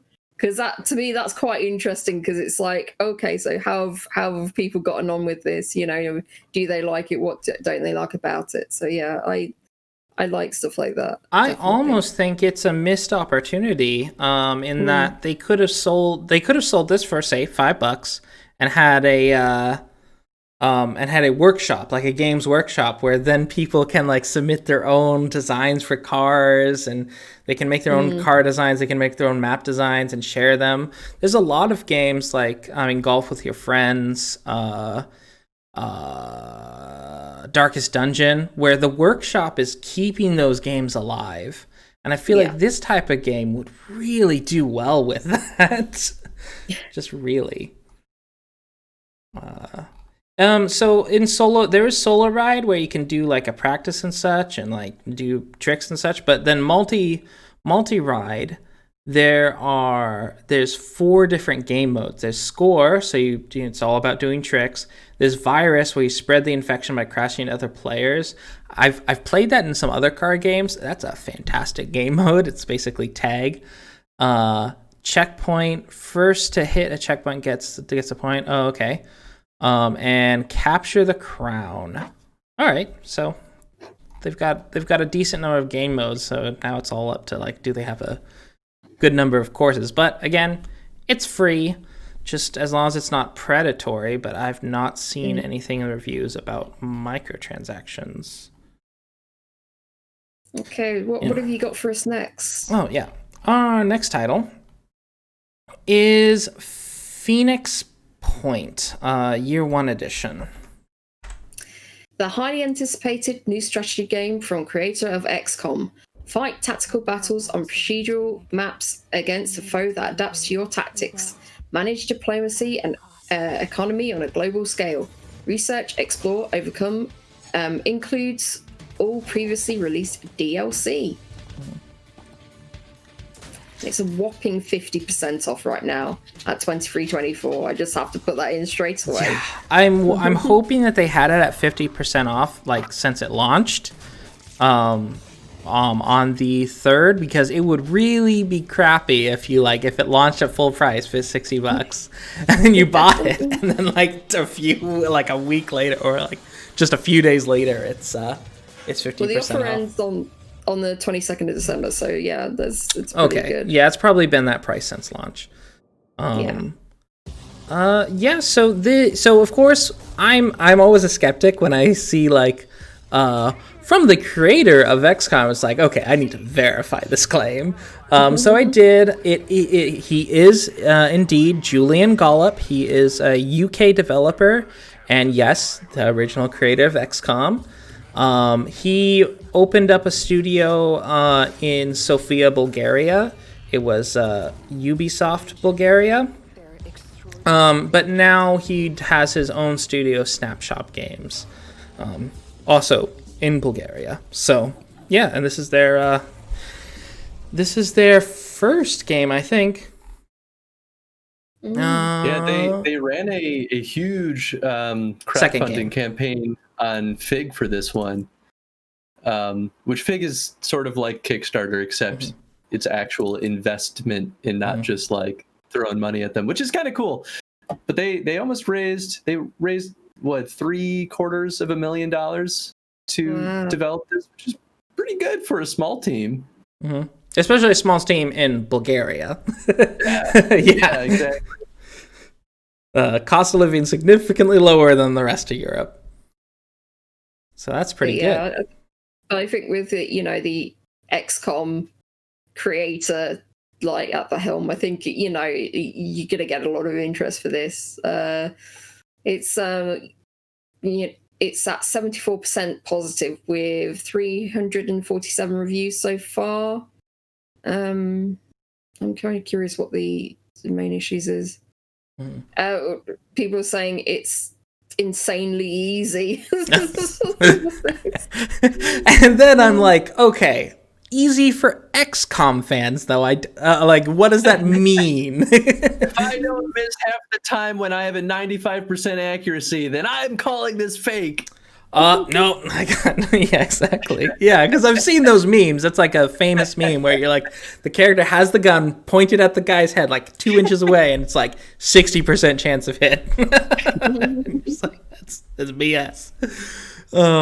But yeah, so it looks a lot like XCOM, just like with a lot less blue. That's one thing that always kind of bothered me about XCOM is everything was blue. The logo was blue. Everything in the game looked blue. I mean, there were levels that weren't blue, but just overall, like the UI, everything was blue. Like, this is so blue. But this one, much more... It actually kind of reminds me of, I don't know, like a Baldur's Gate type of palette, which I find interesting. Just brighter greens, browns, just variety of colors. I'm quite happy with it. But yeah, it is 50% off, and it's like normal price $60, so $29.99. And given that it's from the XCOM director, and for folks who know what they're looking for and getting into, that's probably a reasonable price, just because, you know, there's sort of that history behind it. This isn't the most like upstart of indie developers. This person's an industry veteran. This is very true form AAA game development. Yeah. Alrighty, so our next title is from Friday. We're now into Friday, the last day, Friday, December 4th, with 9 Witches, Family Disruption. When an occult German World War II division releases an ancient curse upon the world, a supernatural problem is going to require a supernatural solution. Take control of 2 playable heroes as they embark on a comedic alternative history adventure with a truly original story. 99.99999% guaranteed. October 1944. So yeah, I'm big point and click player, and I'm just at first it wasn't showing like what kind of, if it had like, you know, sort of inventory kind of management sort of thing going on, but I can see like in one of the screenshots that it actually does. Yep. So yeah, it is an interesting, it has an like interesting pixel style going on. I'm kind of curious about this.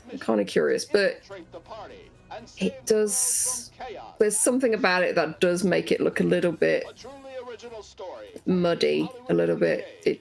Certain things don't really pop in it. I don't know. Yeah, to that end, it almost has like an older point and click kind of feel, where sprites and environment aren't really as distinguishable from one another. Yeah. It's quite, so I do quite like the aesthetic a lot. Like this going very pure pixel art, which with of course some modern lighting techniques. But I do really like the look of this game. It kind of reminds me, the aesthetic of the environments, not the characters, but the environments remind me a lot of the Children of Morta, which is a game I just got on Humble Bundle. I was so excited, but oh, so good. Children of Morta. I am so excited to play that game. It's in my I've redeemed it. I gotta play that soon. But anyhow, so that's just my bias, because like this looks like Children of Morta, and I really want to play Children of Morta. So I'm like, ooh. So I'm wondering if I'm projecting that onto this. But this has like that kind of quirky, like, I know it's like conspiracy theory, aliens, ghosts. It looks so charming, especially for a point and click plot. There is a prologue to it, so you do get like the probably the first chunk of the story for it for free. That's and then good. And then it's like 20% off now, and it's $12.79. So I am curious, because there's always like the story, and there's always like the puzzles. It's like how does the puzzles play out? Is it like moon logic, or is there ever going to be like a thing where if you don't do a certain thing at a certain time, it's going to stop you from completing the game? Fortunately, they don't do that a lot nowadays with point and click games, but I'm always very, very curious about how well these puzzles are. If it is more well paced to keep you interested in the story. Yeah. Well, it's got a very Thimbleweed Park to me. Yes, yeah. Thimbleweed Park, yeah. Yeah, it's also got 100% positive reviews so far. And I am glad that it's got that prologue. Because I think especially for indie games, like this one at full price is $20 especially for indie games that don't have necessarily an established like set of expectations. Even AAA, I like there to be demos, but if you're going to be selling your indie game for over $20, please have a demo. I think it would really help you make more sales, and I'm glad that these guys did that. I may have to check out the demo. Just it's so pretty. I love it. Okay. So that is Nine Witches Family Disruption. It is developed by Indisruption, which is a developer based out of Buenos Aires, Argentina. Our next title is #AkiRobots. #AkiRobots is a 2D puzzle platformer where you control multiple characters simultaneously. The game includes 100 levels, and players can modify existing levels, create new levels to share, and import other players' levels via the level editing and sharing system. It's like what we were talking about earlier, what the other game was missing. However, it kind of doesn't say what your goal is in the actual game, where it just talks more about the modifying the levels. Huh. It kind of looks like, at least from the video, that it's just a matter of getting from point A to point B. Which, there's nothing wrong with that. No. I just wish they included that in the blurb. You know what I mean? Because it's like, what is your game about? What is the goal of the game? You know what I mean? It's like in that blurb, that's kind of crucial, because I want to know what your game's about. You know what I mean? And they claim to have bump in music because they're selling the soundtrack. So yeah, I do like that there is like player customization, etc. But yeah, that's I think it's just straight up a puzzle game where you run robots. So yeah. These kind of remind me of remember those websites like Neopets or Lego.com where they have some of these puzzle games? That's what this reminds me of. I can see that. Yeah. Yep. It's cute looking. I like the cute design and everything, and it's 30% off right now at £4 and 5p, and with 100 levels, I think that's pretty good going. Yeah, $5.59, and it's got a clean aesthetic. It's very readable. So yeah, I'm not like, oh, I gotta buy this, but I'm also like, oh, this looks like it could be a fun afternoon. So yeah. A recurring theme on Steam seems to be raccoons, and so our next title is Tanuki Sunset. Tanuki Sunset is a third-person longboarding game where players follow Tanuki. They must master longboard drifting and make their way from mountain ranges, cities, and beaches in Sunset Island to have a chance at fulfilling Tanuki's life dream to be featured in Fish Sports Magazine. That's how you write a blurb. We know the character's motivations. We got the premise. Yeah, it's a well done blurb. Yeah, and then further down, you can say if there are different kind of modes and editing level editors and everything like that. That's when it's like, oh, you need to grab me with something like interesting about your game, and then it's like, oh, what other features do you have in it? This looks really cute. I like the sort of it's like neon soaked, but I don't know how to describe the aesthetic. It's very interesting. It's very vaporwave. Yeah, that's what I'm thinking of. Vaporwave. I was like, what is that term? Yeah, it's vaporwave. The raccoon is super cute. You can dress the raccoon in a different way. This is it's on my wish list. Yeah, I do like that you can dress him up. So cute. Yeah, I thought you were playing as kids following the Tanuki, but no, you're actually you are actually the Tanuki. That's cool. It's so cute, my word. So, but yeah, it looks fun. Just kind of a,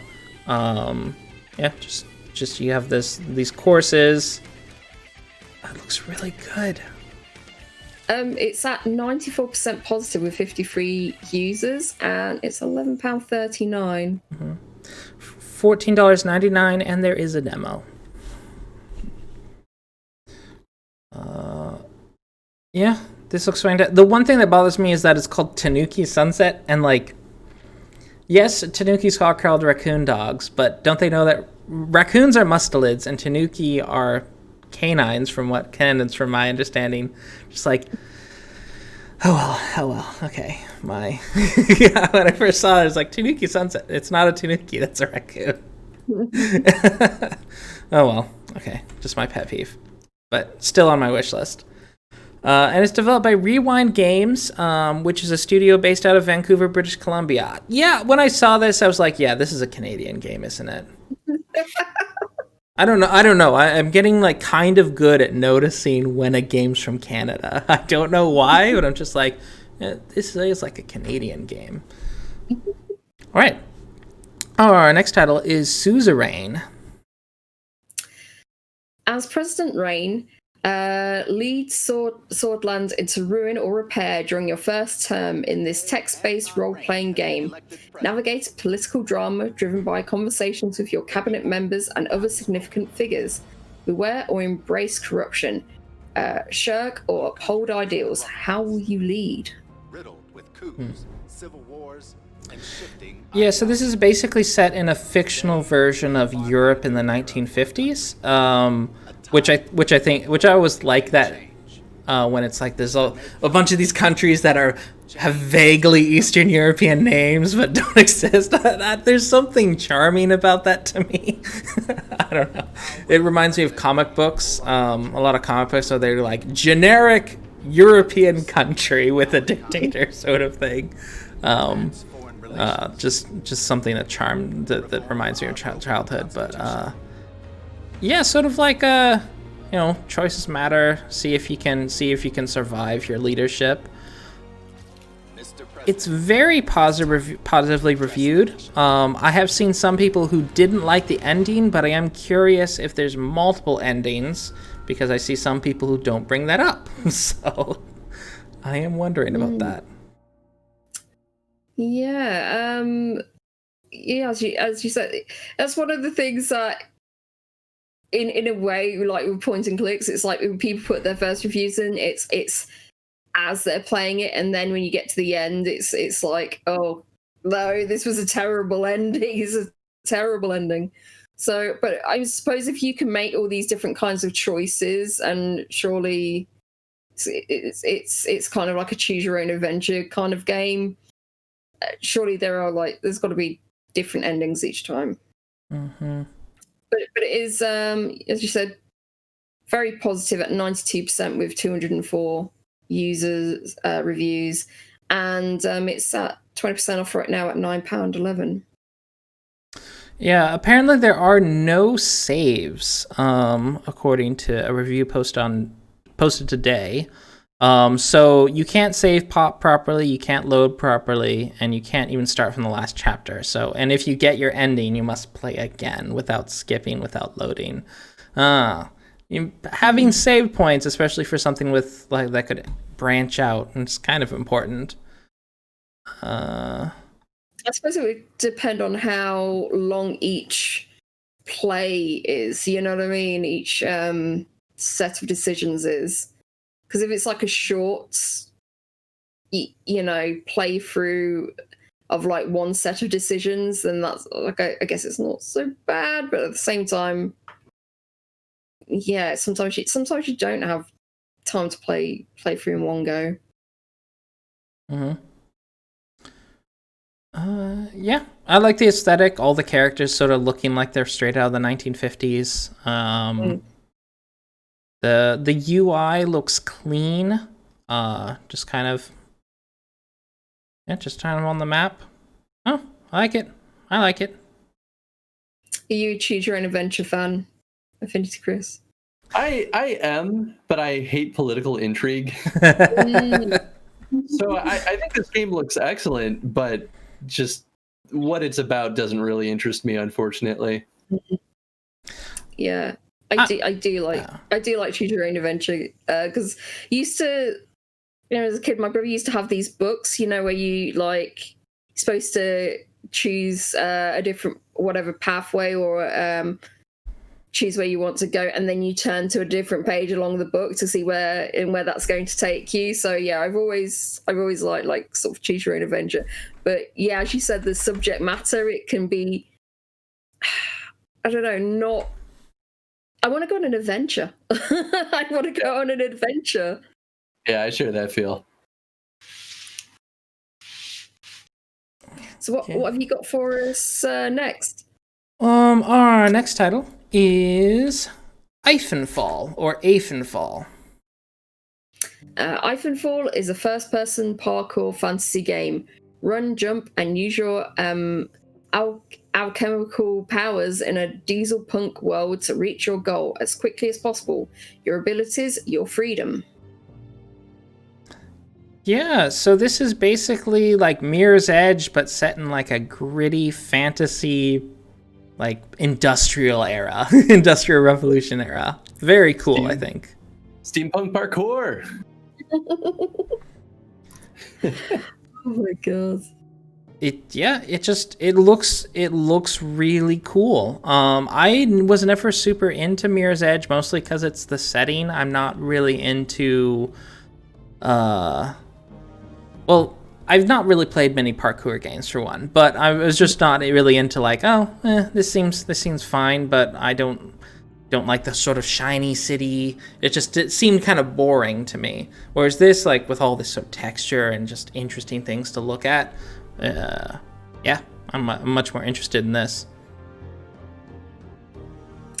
I love the way this looks, and what surprised me, it's only £3.63. Yeah, I was kind of surprised. So yeah, this must be an incredibly short game. So I feel it's kind of like almost like a tech demo or something, maybe, because it's like so short. So it's maybe something that someone wants to put on their portfolio as having something done. But I'm just loving the way this style of this and just the way it looks. It looks so good. So there's 45 minutes to reach the end of the game, but there's 500 different paths, not counting the possible off trails. So there's a lot of places to explore.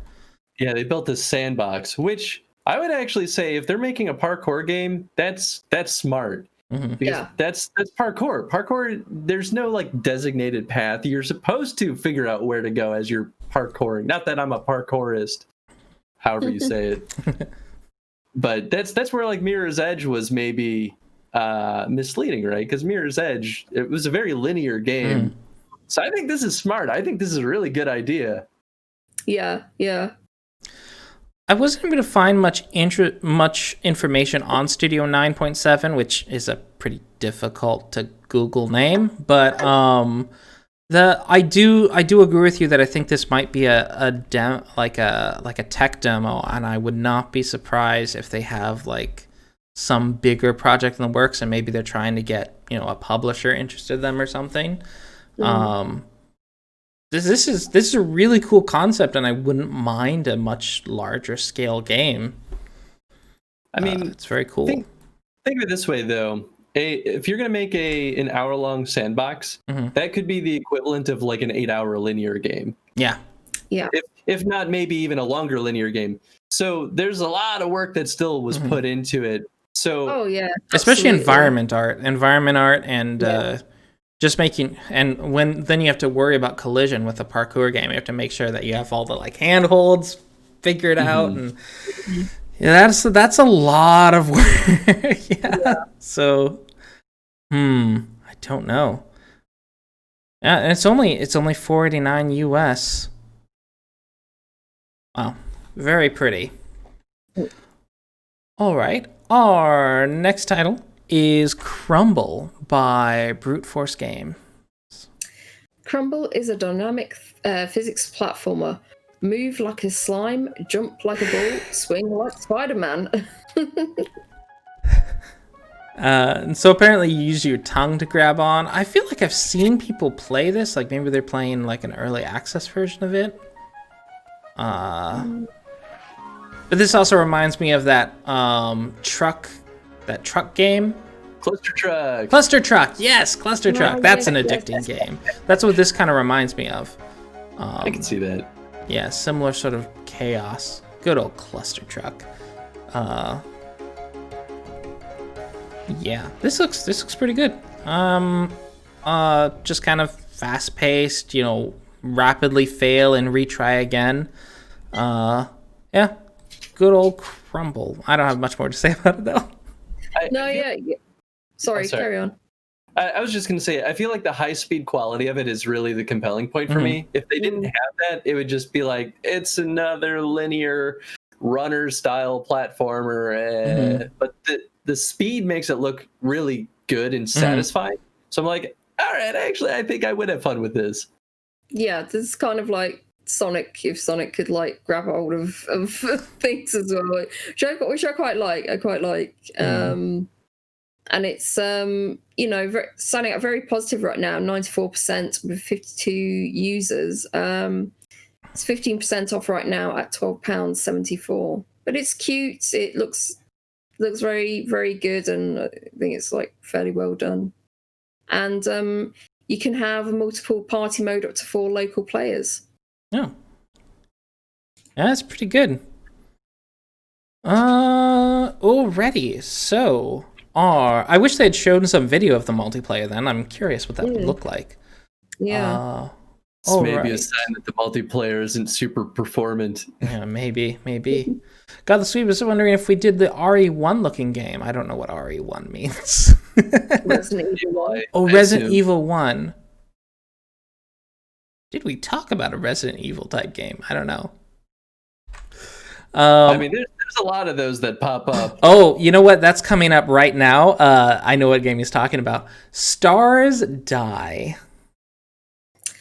A giant cathedral of flesh has appeared in the middle of the ocean on a dying world. A small group of scientists are secretly investigating it when a mysterious woman appears, facing an impossible task.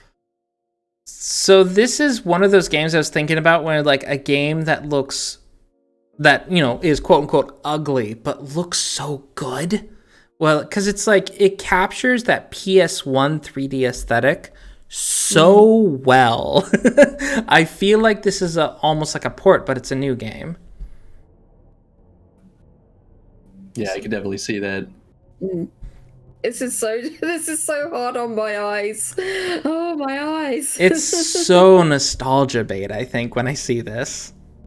But yeah, it's not a looker, but it's just there's something about it that it feels like a AAA product from days of yore kind of thing. It just kind of caught my eye for that, because it's in that weird area where it's between like intentionally held back artistically versus like not well done. Like it's in that middle area where it's like it feels very intentional that it looks like this. Yeah, it's intentional, but I don't know, there's certain things it's still so like harsh looking, and with the colors as well, especially with the colors, I feel I don't know. Yeah. This is like Papa Combo. Papa Combo is great. If you're talking about the developer. What's the game? Puppet Combo. Yeah, Puppet Combo makes a lot of like survival horror, like retro PS1 era types of stuff. Yeah, this I feel like would fit in right in with the others. But yeah, so apparently there's a time limit because you have to save the world. So completely non-linear story, have long debates with people or ignore them the entire game. 5 parallel but interconnected storylines, each with its own completely separate ending. The player isn't the center of the narrative. Each character has their own agenda, and they will try to act accordingly in real time with or without you. So in that way, it's kind of like Sexy Brutale again, bringing that game up for a second time, in that while you're doing stuff, all the other characters are still doing their thing. And yeah, your choices won't be about moral dilemmas, but ideological ones. It's all about your limited personal perspective on the events and what you believe in. Interesting. That is like a lot of point and click games as well. Early point and click games, like things will be going on, and you have a time limit. So things will be going on while you're doing other things, and you've got to select what you're going to investigate. And maybe ignore other things. So yeah, but certain things will move along when you've like triggered something. So yeah, it's interesting. But you can also like spend your time like debating with people, or you can just ignore them. I find that quite interesting. But this is 10% off right now at £3.59. Fascinating game. Yeah, $4.49. I know some folks who are really interested in this. So, yeah, I'm really curious what they end up thinking about it. The developer is a solo dev, Eric UV. This went on my wish list so quick. Yeah. And yeah, Godless Weeb's gonna buy it. Yeah, so there's a time limit, but you can turn it off. So you can play the chill mode where there is no time limit. Well, do let us know if you buy and play it. You know, we always want to know what people think about the indie games that we talk about and we don't get to play ourselves. Mm-hmm. And lastly, I kind of talked about it at the beginning, but here is Golf Around. Golf Around is a multiplayer mini golf game with crazy golf courses. In addition, you can easily play and create custom levels. Mm-hmm. So I feel like this is sort of the clone of Golf with Your Friends, because likewise, this again has, the self-made stuff, but I'm always more up for more golf because I had a blast with Golf with Your Friends, which is, as the title says, it's better with friends, and so I got this one hoping to do some more of that. No, I think it looks really good, and it's a level designer is fantastic as well, and it's currently standing out very positive. We have overall reviews, 186 reviews at 95%, more recent reviews at 94% because it has just come out of early access. Mm-hmm. Nice.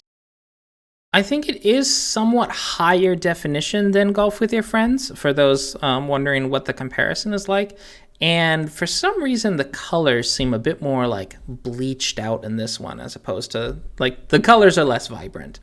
But yeah, I'm looking forward. I'm looking forward to this. I want to check this out. I probably will play this a bit sometime this week. So it's only £3.19 if you want to pick it up. Yep. So yeah, it was $1 if you could have gotten it during the sale. So but yeah, $3.99.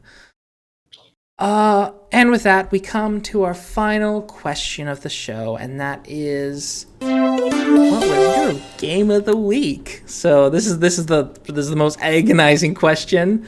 Is anyone ready to answer it? There's some good picks. Yeah, there's a been a very good variety of games this week for sure. Yeah, I think there definitely was something for everyone this week.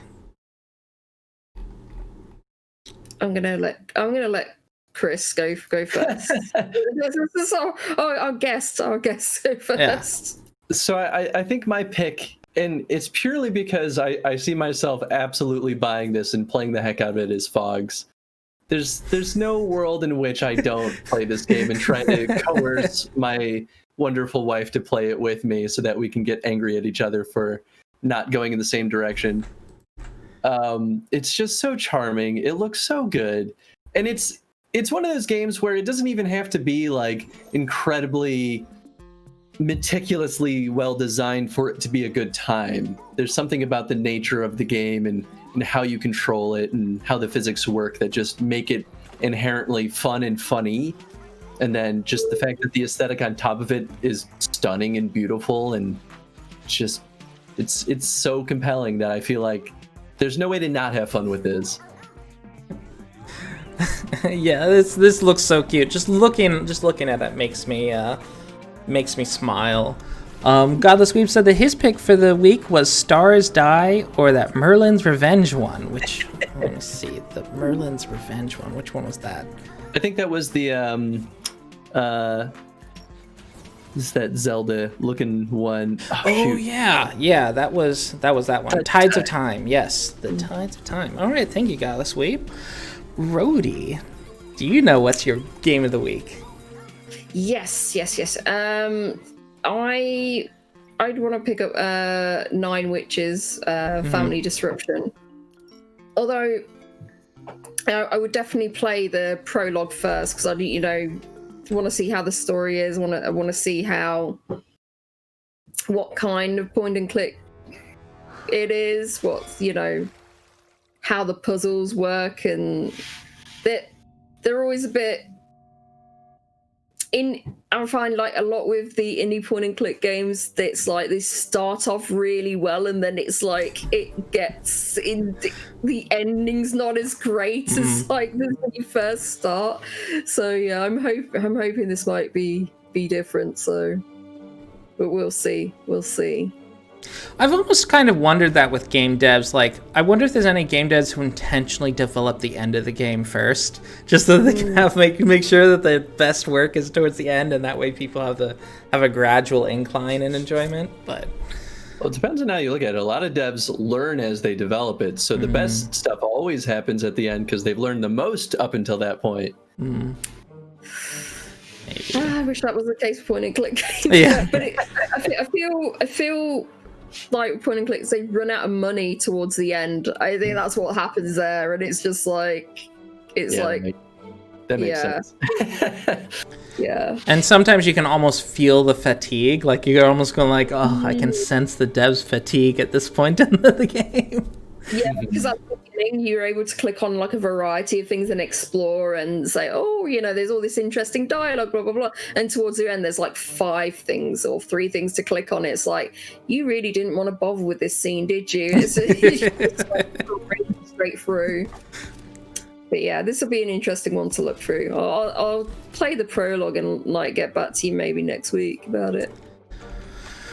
Well, my game of there were so many good ones, and it feels almost wrong to just say one, but I'm gonna go ahead and say that my game of the week is Tanuki Sunset.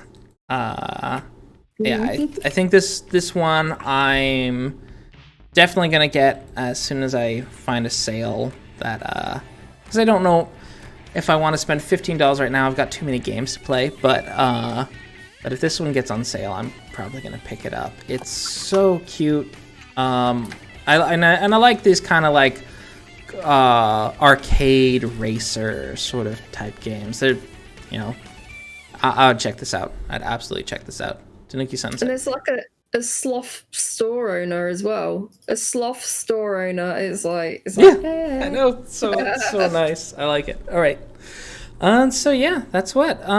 So we're coming to the end of the show. Thank you everyone who was here. But before you leave, I just want to let our guest host, AffinityChris, let us tell the internet where they can find you, what you're up to, what are your plans this week.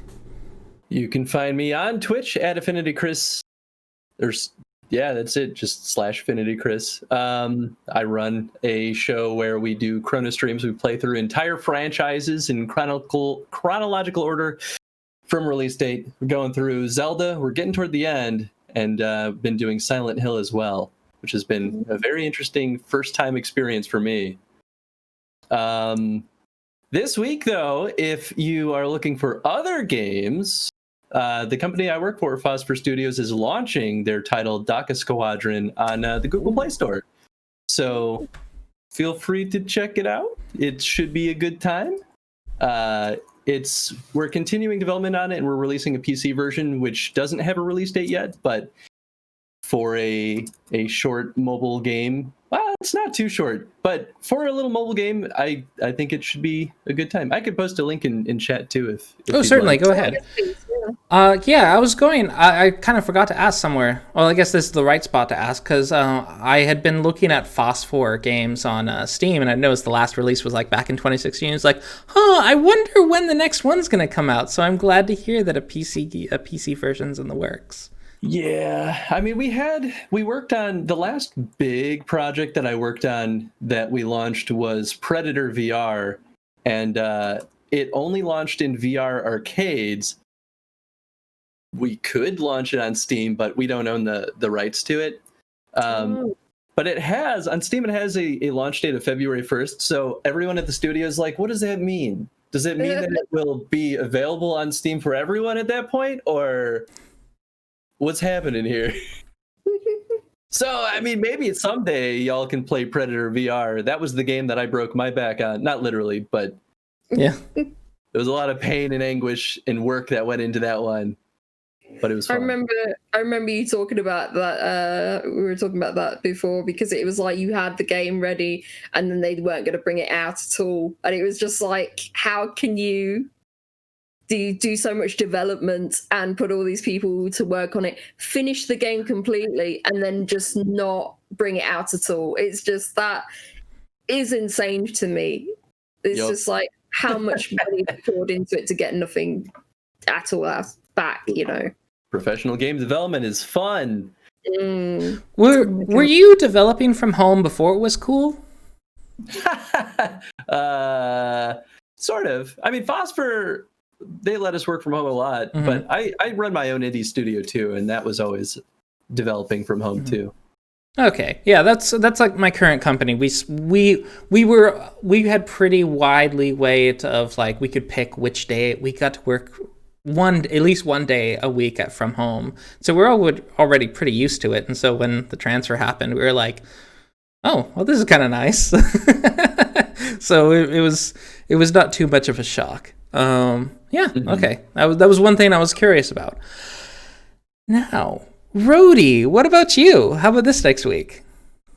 I'm hoping I'm gonna stream. I want to finish the Murder by Numbers. I want to finish that final case, because I want to know what's going to happen to all these characters, and I want to help Scout, and yeah.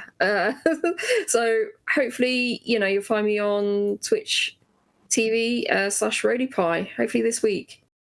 Yes, awesome. And I am the host, Dewey Bear. We're going to be back next week. That is the plan. Assuming nothing comes up. I know it's December, so if like holiday, like someone's like, oh, you've got to have aunt really wants you over for holidays, I'll understand. But yeah. So it's December next week. I believe the plan next week is to have the Radio Tom on. I'm looking forward to that. And I will see, I've said this like every week, but I will see if I can get a stream going. It's just, my work leaves me pretty exhausted mentally and emotionally every day. So I just want to leave the house. When you work from home, it's just like, I don't want to be indoors anymore. Yeah. So, anyhow, thank you again. Please, to YouTube, thank you for watching.